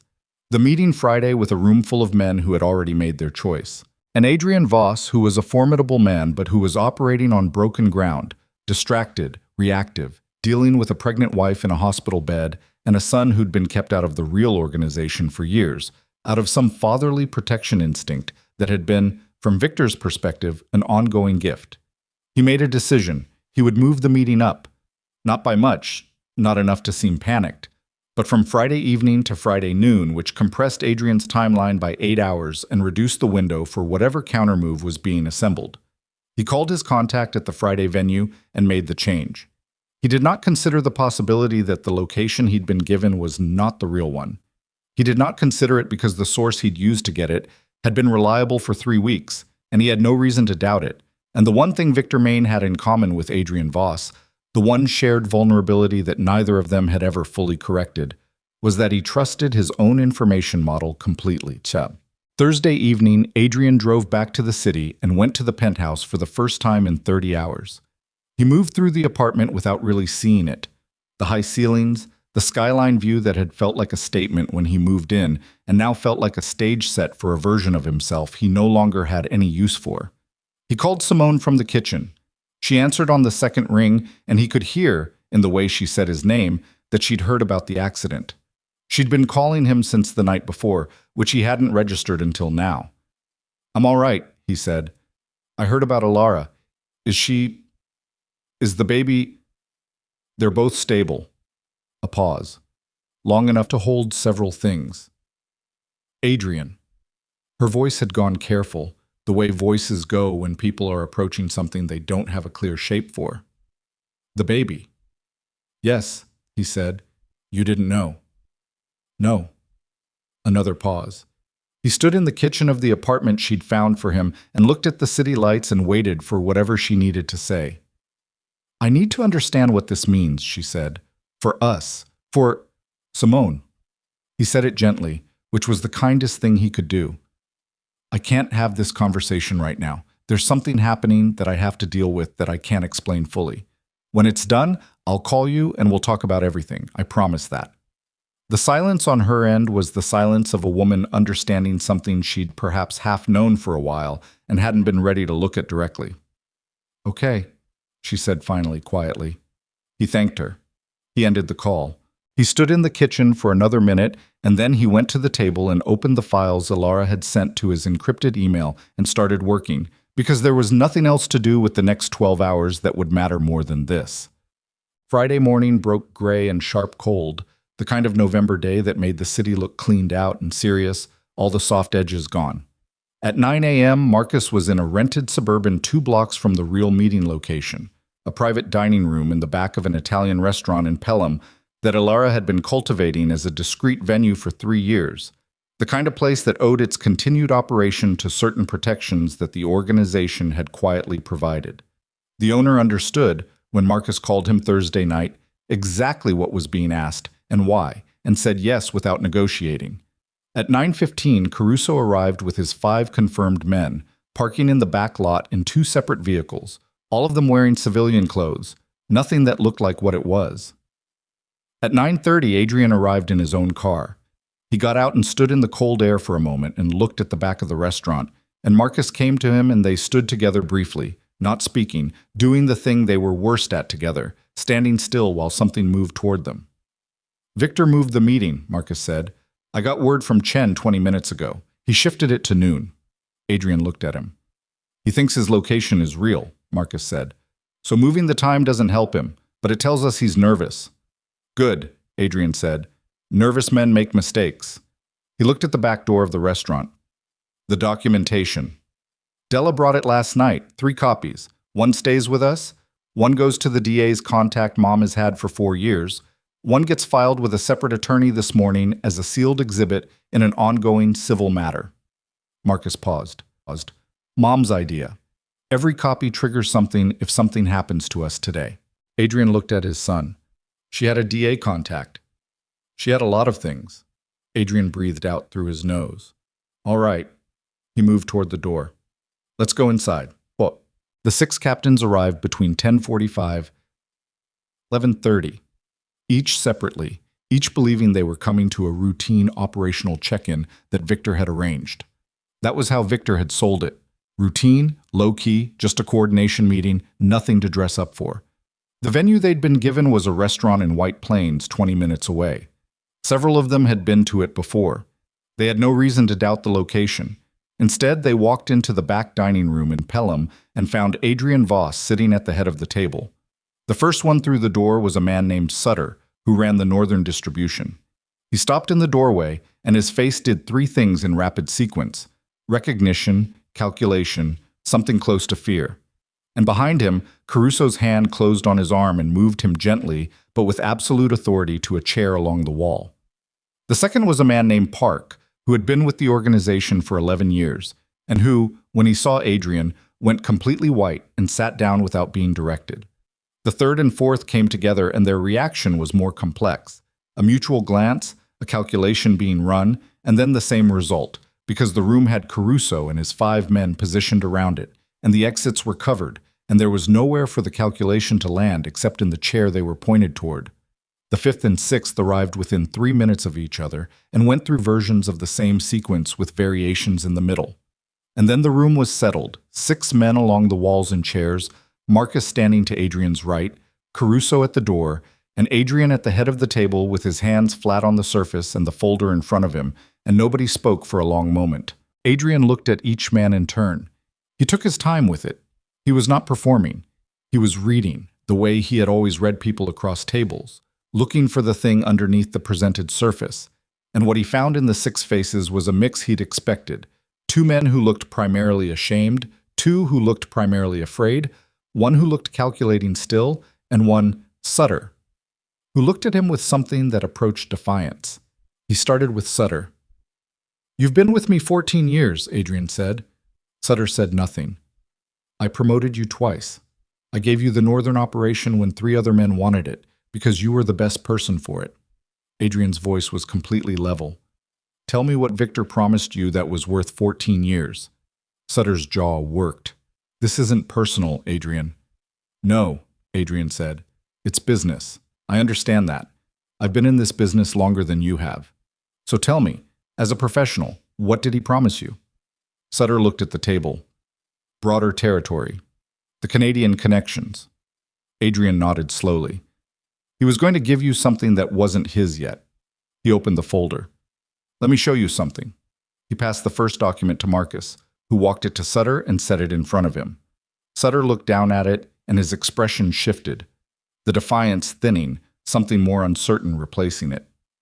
"That's a record of a financial account in Victor Maine's name in Delaware," Adrian said, "into which the Philadelphia Consortium deposited $2.3 million 14 months ago. He passed a second document. "That's a record of a meeting in Philadelphia between Victor and 2 principals from that consortium 7 months ago. They discussed terms of what happens to the organization after the transition." He paused. "Specifically, what happens to the captains who were brought in. Do you want me to read you your line item?" Sutter looked up. "You were valued at a management position within the new structure," Adrian said. "Not leadership, not territory, management, salaried." He let that land. "Victor didn't promise you the Canadian connections. He told you what you needed to hear and sold your position to outside investors a year ago." The room was very quiet. The man who'd been still calculating, a long-timer named Briggs, leaned forward and said, voice tight, "You can verify that document?" 3 independent copies filed with separate attorneys this morning, Adrian said. One with a DA's contact. Yes. Briggs sat back. The 2 ashamed men looked at the floor. The 2 afraid men were very still. Sutter was looking at the document with the face of a man revising a year of his life. I'm not here to put anyone in this room in a hole, Adrian said. I'm here because what Victor is doing ends today, and I need to know who understands that and who doesn't. He looked around the room. You came to a meeting you thought Victor called. You're in a meeting I called instead. That tells you something about whose information is better. I want you to think about what else that tells you. Victor Main arrived at the White Plains restaurant at 11:47, which was 13 minutes before his own rescheduled noon meeting, and the back room was empty. He stood in the doorway of the empty room and felt the specific quality of the silence that comes when you understand, before you fully processed any evidence, that a room being empty is itself the evidence. He stood there for approximately 8 seconds. Then he took out his phone. The first call he made was to the captain he trusted most among the 6. No answer. The second call was to another of the 6. No answer. He called a third number, which was not one of the captains, but a separate contact he kept for exactly this kind of contingency, and that number rang twice, and then the voice on the other end said, "They're not coming, Victor." And he recognized the voice as belonging to a man who had been in his camp for 4 months, and had apparently, at some point between 4 months ago and this morning, decided otherwise. Victor ended the call. He put the phone in his pocket. He looked at the empty room one more time. Then he walked back through the restaurant, past the front tables where a Thursday lunch crowd was eating without any awareness of what was happening 6 feet away, out through the front door, onto the sidewalk. He walked to his car. He sat in it without starting it for 1 minute and 40 seconds, which was exactly how long it took him to understand the shape of what had happened. Not just today, but the last 2 years. The long, patient architecture of it, the managed information and the curated access, and the way the woman in the Westchester house had played Holt like an instrument for 3 weeks without Holt ever knowing the song had changed. He started the car. He made it 4 blocks before the 2 vehicles boxed him in, one from ahead, one pulling alongside. And it was Caruso's people, not police. And that told him something about how this was going to go that was different from how he'd imagined his various contingency endings. And different in a way that made the cold sweat come up fast under his collar as he sat in the boxed car with nowhere to go and his hands on the wheel and the engine still running. His phone rang. He looked at the screen. Adrian Voss. He sat for a moment. His hands on the wheel were not quite steady, which was the first time they had not been steady in as long as he could remember, and the feeling of it was stranger than the situation itself, stranger than the cars blocking him, stranger than the cold sweat, stranger than the whole thing coming apart on a gray November Friday. The feeling of his own hands being wrong. He answered. "Where are you?" Adrian said. Victor thought about lying. He thought about it for the length of a breath, which was the first honest thing he'd done in 14 months. "I think you know where I am," he said. "I want to hear you say it." Victor looked through the windshield at the car blocking him, at the 2 men standing outside it in civilian clothes, not moving. "White Plains," he said. "I'm boxed in." "Good," Adrian said. "Don't make it complicated. Come in clean and we talk. Make it complicated and what I give the DA is the full package, and you spend whatever's left figuring out how the walls got so close." Victor's grip on the phone tightened. He breathed. Outside the car. The November air moved past the windshield, and the city went on around him, entirely indifferent, and he sat in the middle of it with the ruins of 14 months of planning distributed across an empty restaurant and a Pelham dining room, and 3 copies of documents he had not known existed, and he made the calculation one final time and found that the calculation no longer had any variables that came out in his favor. "All right," he said. "All right," Adrian said, and nothing else. Victor sat in the car for another moment. He thought briefly and without meaning to, about the first day he'd worked for Adrian Voss, 22 years ago in a different world, a different city in some ways. When Adrian had looked at him across a table, not unlike the one in Pelham this morning, and said he needed men who knew how to stay steady when everything around them was moving. He thought about how long he'd been steady. He thought about when he'd stopped being it. He thought about Elara Castelli in a hospital bed with cracked ribs and a laptop on her knees, running him while he thought he was running her, and the sheer unbending patience of it, The 2-year architecture of a woman who had seen him clearly from the beginning and simply waited, without panic and without rushing, for the structure she was building to be ready. He got out of the car.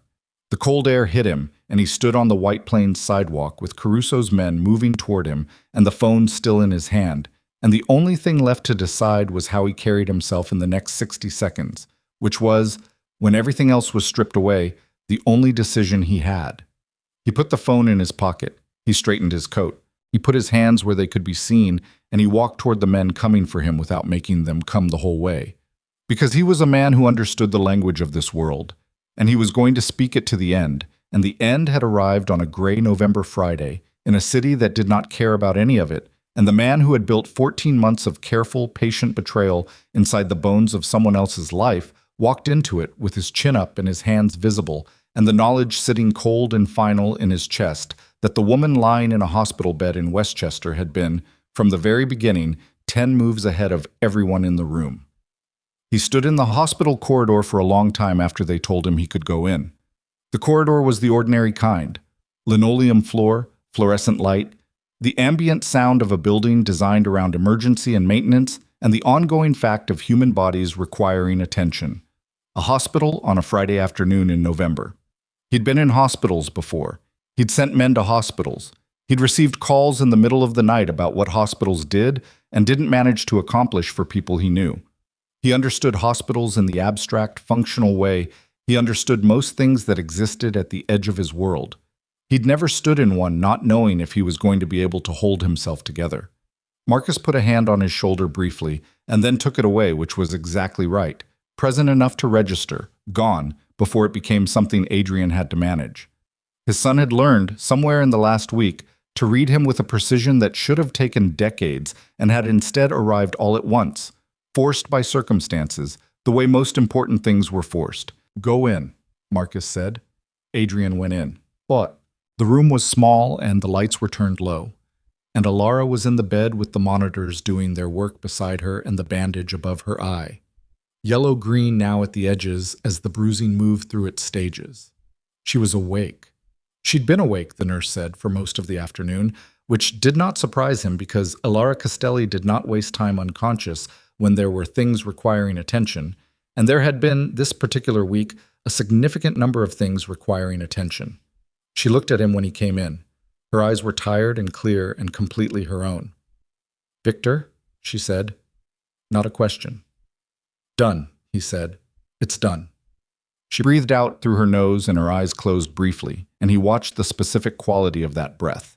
Not relief from fear exactly, because she hadn't been afraid in the ordinary sense, but the release of sustained effort, the exhale of a woman who had been holding a structure upright for 2 years and had just been told she could put it down. He pulled the chair to the side of the bed and sat. "Tell me," she said. He told her. All of it. The concrete room, Victor's face, the conversation, what Victor had said at the door before he left. He told it the way she had always told him things, without editorializing, without decoration, in the order it happened, letting the facts do their own work. She listened without speaking. When he finished, she was quiet for a moment. "He said I was always the reason the name meant something," she said. Not with satisfaction, just registering it. "Yes." She looked at the ceiling. "He understood it better than you did, for most of it." The sentence was not an accusation. It was simply the truth stated plainly, which was the only way she'd ever stated things, and he'd spent 25 years appreciating and occasionally resenting that quality in equal measure. "Yes," he said again, because it was true and he was done not saying true things. She turned her head and looked at him. "What happens now?" "With the 6. Sutter and Briggs back in under conditions. The other 4 are out, clean. Rigo gave us a secondary account connected to Philadelphia on his way out. Della has it." "I know," she said. "Marcus called." Of course Marcus had called. He'd probably called while Adrian was still in the car on the way back from the Bronx. He'd gotten his communication instincts from her. "The DA package," she said. "Full filing. Everything you built. Della's contact received it this morning." She nodded once. Then she was quiet, and he let the quiet be what it was. Not empty, not uncomfortable, just the space between two people who had been through enough together that silence didn't need to be filled. "I'm going to sleep," she said finally. I know. He started to stand. Adrian. She said his name without looking at him, still facing the ceiling. What you said the other night, on the phone, about not knowing who you're going to be instead. She paused. I heard it. He stood still. I'm not telling you what it means, she said. I'm telling you I heard it. That's all. He stood beside her bed for a moment in the low light and looked at her profile. The bandage, the familiar line of her jaw, the specific shape of her that he had lived alongside for 25 years and had somewhere in the drift of those years stopped seeing as anything other than the furniture of his life. He was seeing it now. Sleep, he said. I'll be outside. He went out and sat in the corridor and did not sleep for the rest of the night. Victor Maine entered a guilty plea in February to charges that included conspiracy, financial fraud, and 3 counts related to the operation of a criminal enterprise. His attorneys negotiated what they could. What they could negotiate was not much because the documentation Elara had built was the kind that left negotiation with very little room. Not a single dramatic piece of evidence, but the accumulated, cross-referenced weight of 2 years of careful observation, the kind of record that was harder to dismantle than any single document, because dismantling one piece of it only made the rest more visible. He received 12 years. Holt received 5, which accounted for the assault on the security guard at the hospital, and for his role in the broader operation, reduced somewhat by cooperation he offered in the weeks after his arrest. He cooperated thoroughly and without apparent hesitation, which told Adrian something about the nature of his loyalty to Victor, that it had been professional rather than personal, which made it easier to shed. Adrian heard both outcomes through his attorneys and noted them and moved on, because there was a great deal to move on to. Elara came home to the Westchester house on a Monday in December, 3 weeks after the accident, on a cold, bright morning when the lawn was fully frozen and the bare trees at the property edge stood against a sky the color of old pewter. Della drove her. Katerina was already at the house, having arrived the night before with 2 bags and a determination to stay as long as she was needed, which was the most openly she'd ever declared herself in the family, and which Elara registered with the specific moved quality of a woman who has not allowed herself to need her children in visible ways, and is learning, at 60, that the cost of that restraint is something she'd been paying without noticing. She walked through the front door of her house and stood in the hallway for a moment. She had been in this house for most of her adult life. She had raised 3 children in it, had managed the organization from the desk upstairs for 23 years, had made thousands of cups of tea in the kitchen, and read thousands of pages at the kitchen table, and held thousands of conversations in these rooms that the people she was talking to never fully understood. She had loved this house in the quiet, functional way she loved things, without ceremony, through use. It felt different now. Not worse, just differently weighted. Hers now in a different sense. She went to the kitchen and made tea and sat at the table and looked at the frozen lawn and let the house settle around her. And Katerina came and sat across from her and talked about ordinary things. And Della sat at the end of the table with her laptop and worked. And the 3 of them were in the kitchen together in the mid-morning light, and the specific warmth of that, its accidental normalcy, its lack of drama, was more restorative than anything a hospital had offered. She called Adrian on a Thursday. It was 10 days after she'd come home, 10 days during which she'd let the house become hers again. Room by room, during which she'd reopened the desk drawer and looked at the notebook and made several new entries, during which she'd had 2 calls with Marcus about the restructuring timeline, and 1 call with the OB who used words like robust and on track that Elara received with the careful equanimity of a woman who had learned not to fully believe good news until it had proved itself over time. He answered before the second ring. I want to meet, she said, about the organization, in person. When? Next week, Tuesday. Where? She thought about it. The office on 42nd Street, the one I used for the Harrington account 2 years ago. A brief pause, which told her he remembered the office. She had told him about it at the time, the neutral space she used for sensitive account work, and he had nodded and said nothing and probably forgotten it within the week. Now he was recovering it. 11 o'clock, she said. I'll be there.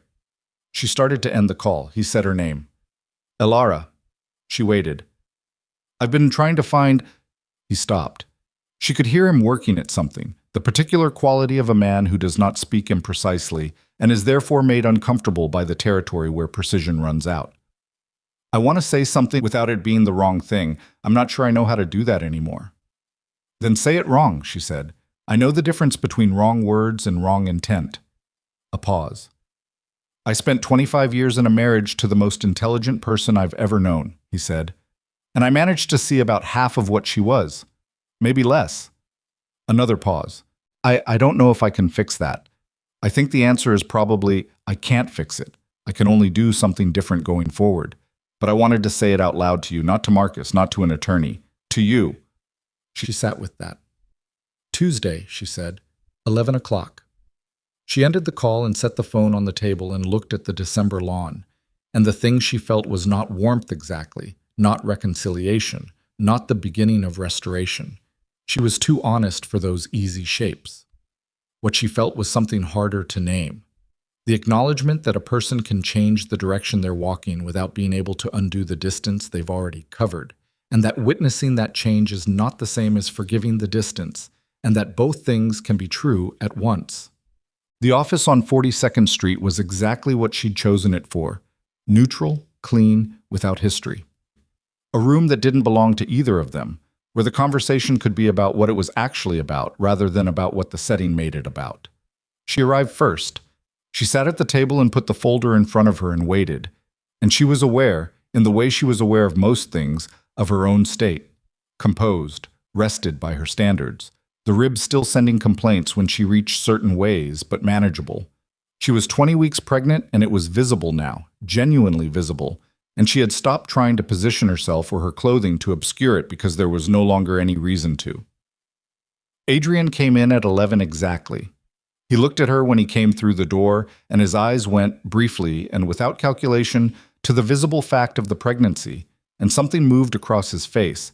Not the panic of the hospital corridor, not the devastation of the phone call at 2 in the morning, but something quieter and more ongoing.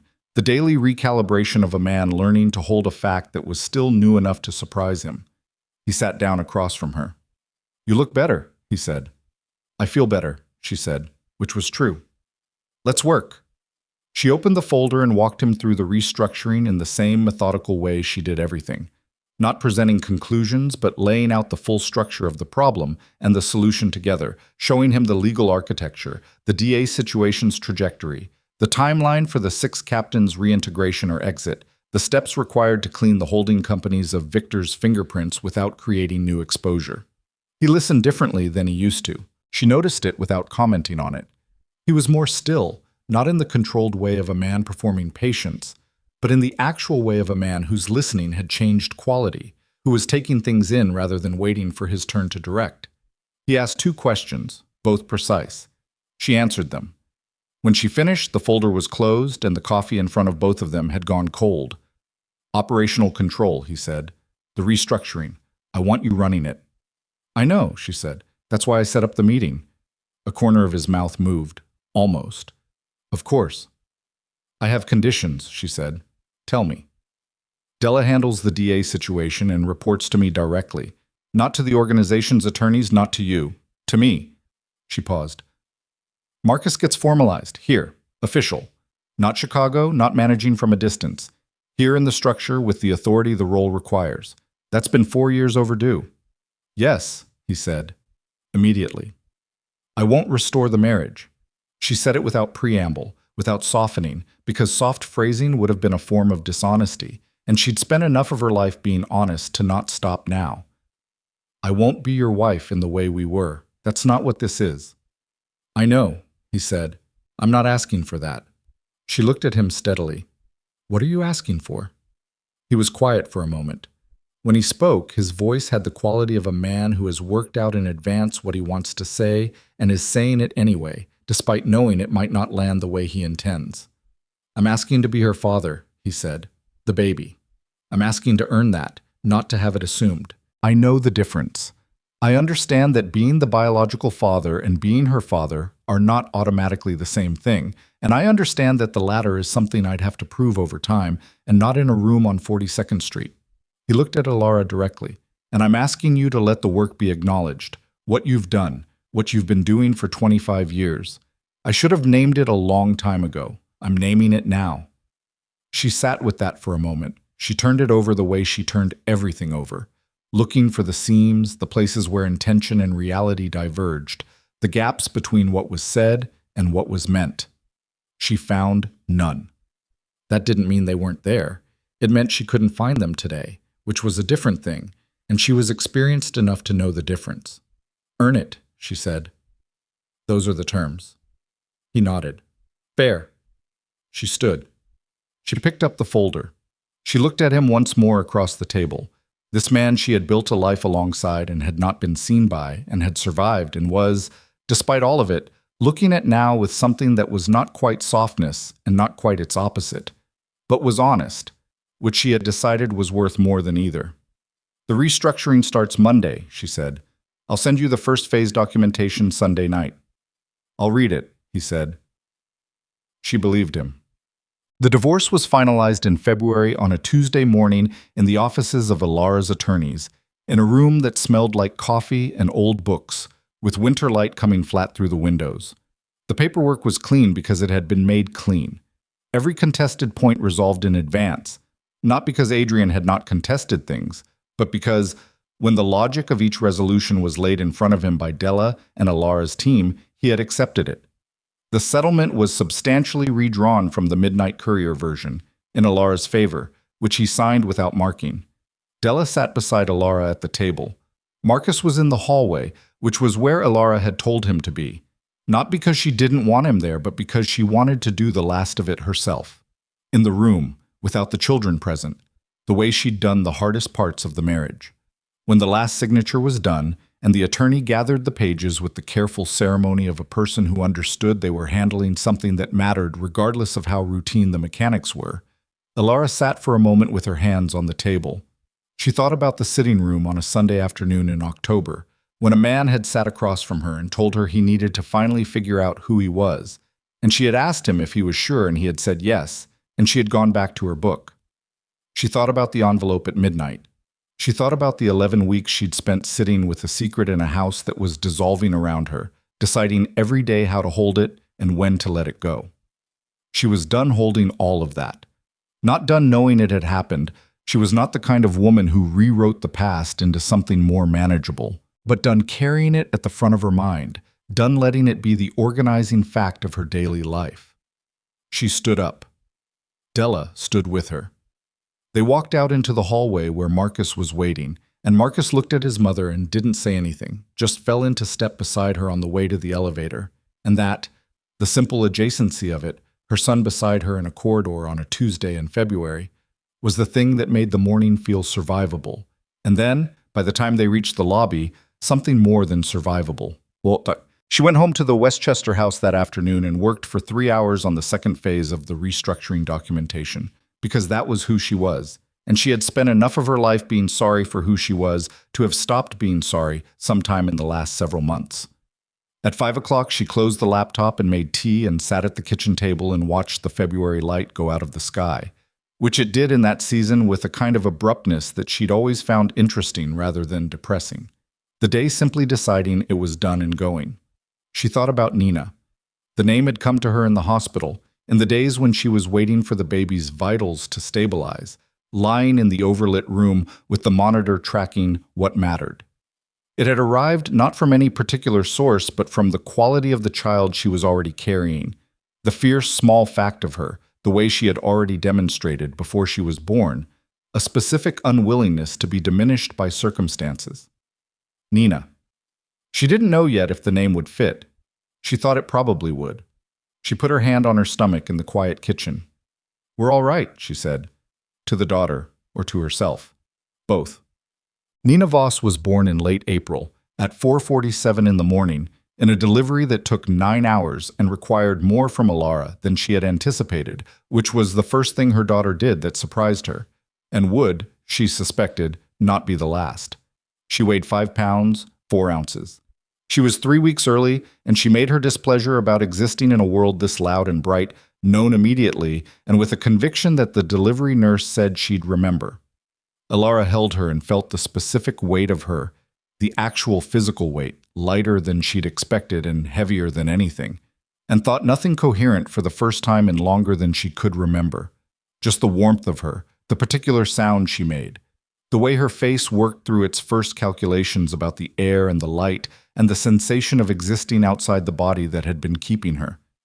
Marcus was in the waiting area. Katerina was in the waiting area. They'd both been there since 2 in the morning, Marcus drinking the terrible hospital coffee without complaint, and Katerina texting with the focused energy of someone who needed to be doing something. Adrian was there too. He'd arrived at 1:15 before Elara asked or told anyone because Marcus had called him, and he had come, and he had sat in the waiting area with his children and not demanded access and not made it about himself, which was the first clear evidence of change that Elara had received that she hadn't had to look for. When they brought him in, he came to the side of the bed and stood. He looked at Nina. His face did the thing she'd wondered if she would ever see it do. It came fully undone and then rebuilt itself into something different, something without performance in it, something that had no relationship to the Adrian Voss who controlled rooms and read people across tables and had sent divorce papers by midnight courier. He looked at his daughter with the unguarded openness of a man encountering something that exceeded every framework he'd built for containing his own responses. "Nina," Elara said. "Her name is Nina." He looked up at her. His eyes were wet, which she had seen twice in 25 years, and had thought both times was significant enough to file away, and had. "Nina Voss," he said. "Yes." He looked back at the baby. She was awake and working through the calculations of existence with the focused attention of someone who didn't yet know she was allowed to be overwhelmed by it. He reached out one hand and Nina's fingers, improbably small, each one a specific fact, closed around his index finger with the automatic certainty of a reflex that predates thought. He made a sound, something compressed and involuntary. Elara watched this. She watched a man who had spent his entire life understanding the world through control and intelligence and force encounter, something that submitted to none of those approaches and had wrapped its fingers around his anyway. "Go sit with her," Elara said. "I need to sleep." He sat in the chair she'd indicated and held his daughter with the recovered body knowledge of a father who had done this before, the right angles and the proper support, the instinctive lowering of everything, the voice, the breath, the ambient energy of the person that infants require. And Elara closed her eyes and let herself sleep. And the last thing she registered before she went under was the sound of Adrian's voice very low, saying something to Nina she couldn't hear, not meant for her, private in the way that new things between people are private, and she let it be private, and she let herself go to sleep. And that, the ability to let it be what it was without needing to understand all of it, felt like the truest form of progress she had made. She ran the restructuring through the spring and into the summer. She did it from the house, from the desk that had always been called the sitting room desk, which she had finally had labeled differently. Simply her office, on the door, a small plate Marcus had ordered that she'd found leaning against the doorframe one morning with a note in his handwriting that said, "About time." She put it up herself. The work was extensive and detailed and required the management of more moving parts than most operations she'd handled, because the legacy of Victor's 18 months inside the structure was not just the overt damage, the 6 captains, the Philadelphia money, the manufactured external pressure, but the subtler damage, the fraying of trust throughout the organization. The way men who hadn't been part of the coup had nonetheless been operating in an environment of managed uncertainty for a year and a half, and had developed the defensive habits of people who aren't sure which ground is solid. She rebuilt it the way she built everything, from the foundation, methodically, without announcing the work while it was in progress, letting the results speak in the way that results speak when you're patient enough to let them accumulate. Caruso came on Thursday evenings. Marcus called daily, sometimes twice. The DA situation moved through its process with the grinding patience of legal processes, and Della managed it without drama and kept Elara informed with the same concision that Elara brought to everything. Adrian called on Tuesdays and Fridays. The calls were about Nina mostly, her weight, her sleep, the small escalating facts of her development, and occasionally about the organization when something required his awareness. He did not push beyond what the calls established themselves to be. He brought Nina things when he visited, not extravagant things, practical ones, which she read as evidence that someone had given him advice on the subject, or that he had paid attention to what Nina actually responded to, and she suspected both. He visited on alternate Sundays. He arrived when he said he would, and left when appropriate and did not linger in ways that would require her to manage him. He was learning Nina with the deliberate patience of a man who understood he was building something from almost nothing, and that the only currency available for that project was time and consistency. She watched him do this and said nothing about it, and kept watching. In June, she hired a woman named Anna to help with Nina 3 mornings a week, which gave Elara the focused working hours the organization required, and she used those hours completely and without guilt, which surprised her slightly. She had expected to feel the divided attention that people described, the pull of the child against the pull of the work. What she felt instead was a clean alternation. When she was working, she worked. When she was with Nina, she was with Nina. And the two things did not contaminate each other the way she'd feared, possibly because she had spent 25 years learning to hold multiple things simultaneously without letting them bleed. On a Saturday in late June, she sat on the back porch in the long evening light with Nina against her chest, both of them warm, the lawn green and generous in the way it only got in June before the heat of July came and complicated things. Nina was awake and tracking the light in the yard with the focused, impersonal attention of someone encountering beauty before she had a word for it or a framework to put it in. Katerina was in the kitchen. She'd been coming on Saturday evenings since April, which had started as a way to help with Nina and had quietly become something else. The establishment of a habit, a rhythm, a version of what their family was reconfiguring itself into. Marcus arrived at 7 with food from a place in the city that Elara didn't entirely approve of, but ate anyway, and they sat at the kitchen table, the 3 of them and Nina in her chair, and ate and talked about things that were and were not the organization. The way that families who work together have to learn to talk, holding both registers, letting each breathe.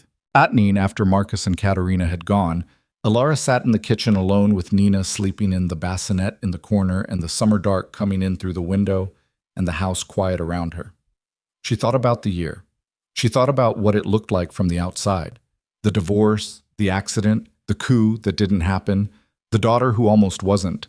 And she thought about what it looked like from the inside, which was nothing like a single dramatic narrative, but instead like what everything looks like from the inside. A series of days, each requiring its own specific management, connected not by theme, but by the fact of being lived. She had lived them. She was still living them. Adrian called at 9:30, which was later than his usual window, and she answered because she was awake and because she had decided sometime in the spring to stop making the small daily avoidances that had nothing to do with self-protection and everything to do with habit. She was awake for most of the afternoon, Elara said, before he could ask. Tracking light in the yard. She started making a specific sound when she sees something she wants to look at longer. She could hear him register this, the breath, the particular quality of his attention coming to a point. What does it sound like? He said. She thought about it. Like she's deciding whether something is worth her time, she said, and usually concluding that it is. A pause. She gets that from you. She didn't answer right away. She looked at Nina in the bassinet, the small rise and fall of her, the perfect unconscious certainty of her sleep. She gets it from existing, Elara said finally. The world is interesting when you're new to it. And when you stop being new to it, he said.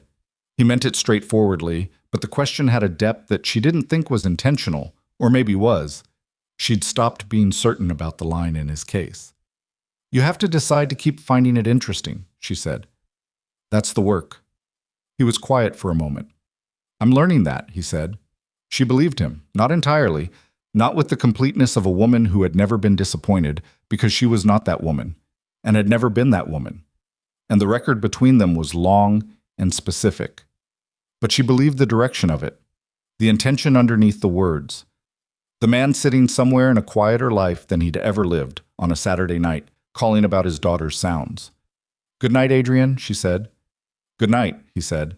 And then, carefully, without pressure, as if he understood that some things need to be said and then left alone. Thank you for answering. She set the phone down on the table.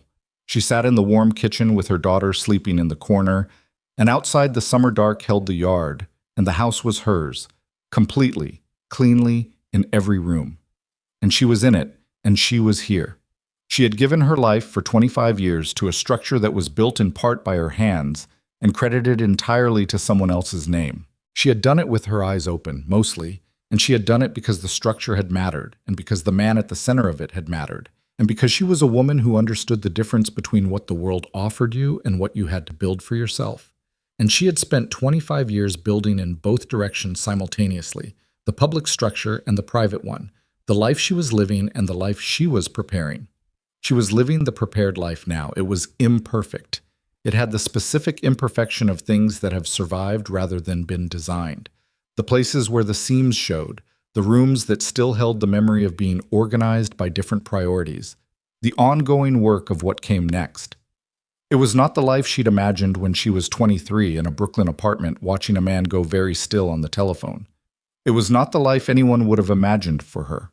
It was the one she had built, in the margins, in the locked drawer, in the long patient hours before anyone else was awake, with a pen and a notebook and the understanding that she would need it someday, and that when she needed it, she would be glad she had built it well.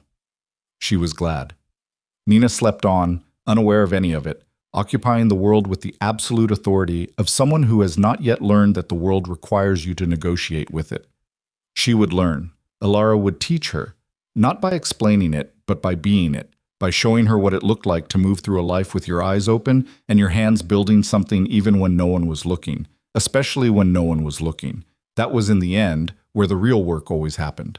She turned off the kitchen light and went to her daughter and stood in the dark beside the bassinet and listened to her breathe, and the sound of it was the most specific and irreducible fact she had ever encountered. And she stood there for a long time, not thinking, just present, just here, just this. "I know," he said. "I'm not asking it to." She looked at him. "What are you asking?" "I'm asking you to let the work be recognized, formally, internally, in whatever way you want it structured. And I'm asking—" He paused, and something moved across his face that she hadn't seen there very often in 25 years, something unguarded. "I'm asking to be her father, the baby. Not because it gives me back something I lost, because she exists and she's mine, and I want to earn that." Elara studied his face.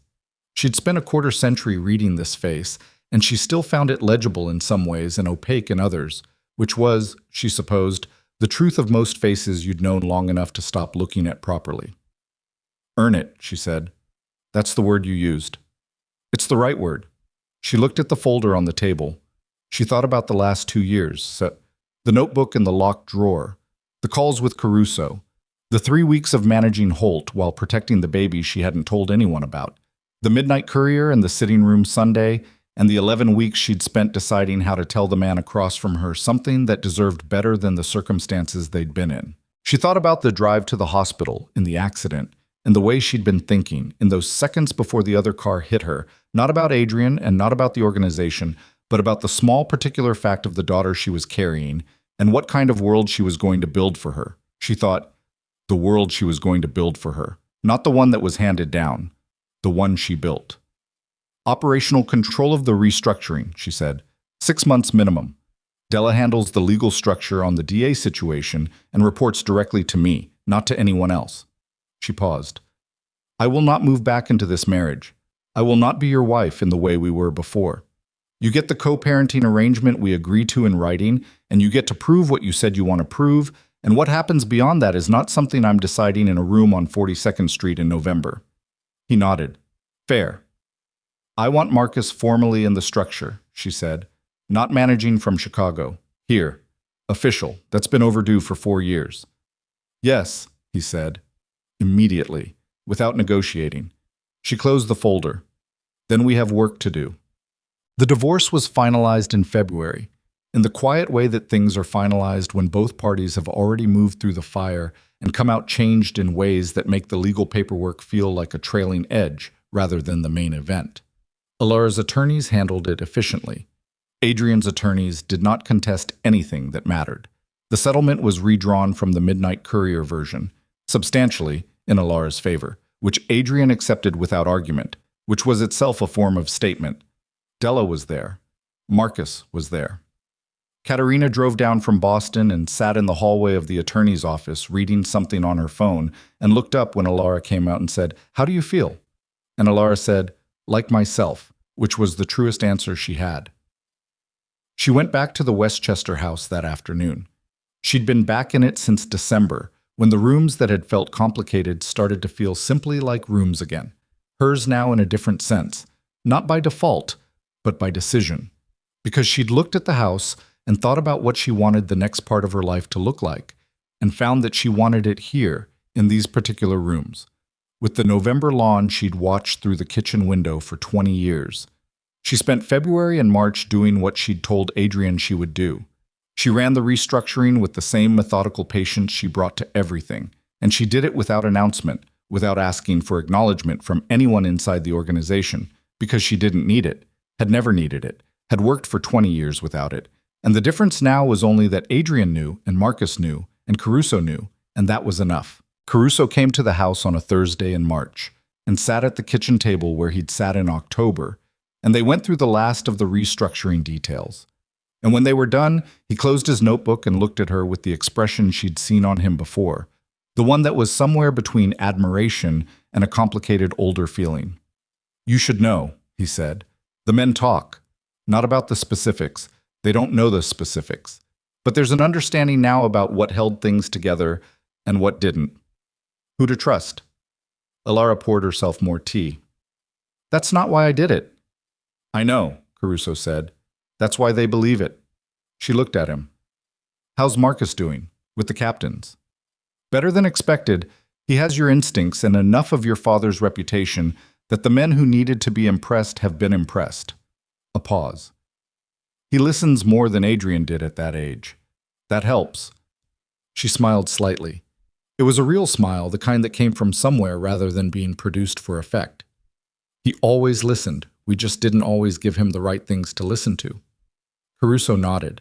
He stood and put on his coat and said goodnight, and Elara walked him to the door and stood in the cold porch air for a moment after he left, looking at the March sky, which was still winter dark but had something in it that was beginning to tilt towards something else. The baby was born in late April, 3 weeks early but healthy enough, with the particular fierce determination of a child who had already survived more than she should have had to before she arrived. She weighed 5 pounds, 4 ounces, and she had Elara's dark eyes and Adrian's jaw, which was a combination that made the delivery nurse say she was going to be a handful, which made Elara laugh in the specific way you laugh after 9 hours of labor when something is genuinely funny. Adrian was in the hospital. Elara had told him, a week before the due date, that she would let him be there, and she had meant it, and he had been there. In the waiting area, not the room, understanding without being told where the line was, which itself was the evidence of something she'd been watching for since February. Marcus brought him in after. He stood at the edge of the room and looked at the baby in Elara's arms, and his face did something she'd never seen it do in 25 years. It came completely apart, and then put itself back together in a different configuration, the way faces do when something happens that exceeds the emotional vocabulary they've built up through a lifetime of controlled expressions. He didn't say anything for a moment. He stood there with his hands at his sides and looked at his daughter. "What's her name?" he said. His voice was not the voice she'd known at board tables and in difficult rooms for most of her adult life. It was something rawer than that. "Nina," Elara said. "Nina Voss." He looked at her then, not at the baby, at Elara. And the question in his face was not about the name, but about what the name meant, that she'd given the baby his name, and Elara held his gaze and said nothing because she didn't need to explain it. The name was not a reconciliation, and it was not a door being reopened. It was a child being given both her parents whole, as a right, not as a function of what had happened between them. He understood. She could see him understand it. "Thank you," he said. She looked back down at Nina. "Go meet her," she said. "She's not going to hold still for very long." He came forward and sat in the chair beside the bed, and she passed the baby to him, carefully, with the specific care of a woman with a healing ribcage and a new understanding of what careful means. He took her with the hands of a man who had held his other children 28 and 30 years ago, and who had apparently retained in the body memory that fathers carry, the knowledge of how a newborn fits against the chest, the particular angle, the support under the neck, the instinctive lowering of the voice. Nina made a sound, not crying, something less than that, a sound of taking in the new circumstance. Adrian looked at her face, and his own face was open in a way that had no performance in it. Elara watched them. She felt many things sitting in that hospital bed in late April with the window showing a gray morning that was warming at the edges. She felt the weight of the years, not as regret exactly, but as accumulated fact. The long record of what a life looks like when you've lived it alongside someone who didn't see you fully, and what it costs to be strong enough to not need to be seen while still hoping, in the stubborn private way of people who love the wrong ones at the wrong times, that someday they will look. She felt the specific physical exhaustion of a woman who has just given birth and who has also, in the preceding 6 months, dismantled a coup, protected an organization, managed a counterintelligence asset, been in a car accident, finalized a divorce, and restructured a criminal enterprise's legal holdings while 17 weeks pregnant. She felt something simpler under all of that, something without a complicated name. She was still here. Nina was here. The house in Westchester was waiting, rebuilt in her image now, the rooms organized by her logic, the locked drawer in the desk, no longer holding secrets, but simply holding the tools she used for the work she would continue to do. She had not needed rescuing. She had not been rescued. The story she was inside was not the one where the man comes back and the woman accepts him, and the family is restored to what it was, because what it was had not been enough, had never been fully enough. And she was old enough and honest enough to hold that truth without cruelty and without pretending it away. The story she was inside was the one she had written for herself, in the margins, in the locked drawer, in the careful hours before anyone else was awake, with a pen and a notebook and the understanding that if she was going to survive this life, really survive it, in the full sense, not just continue breathing in it, she was going to have to build the survival herself. She had done that.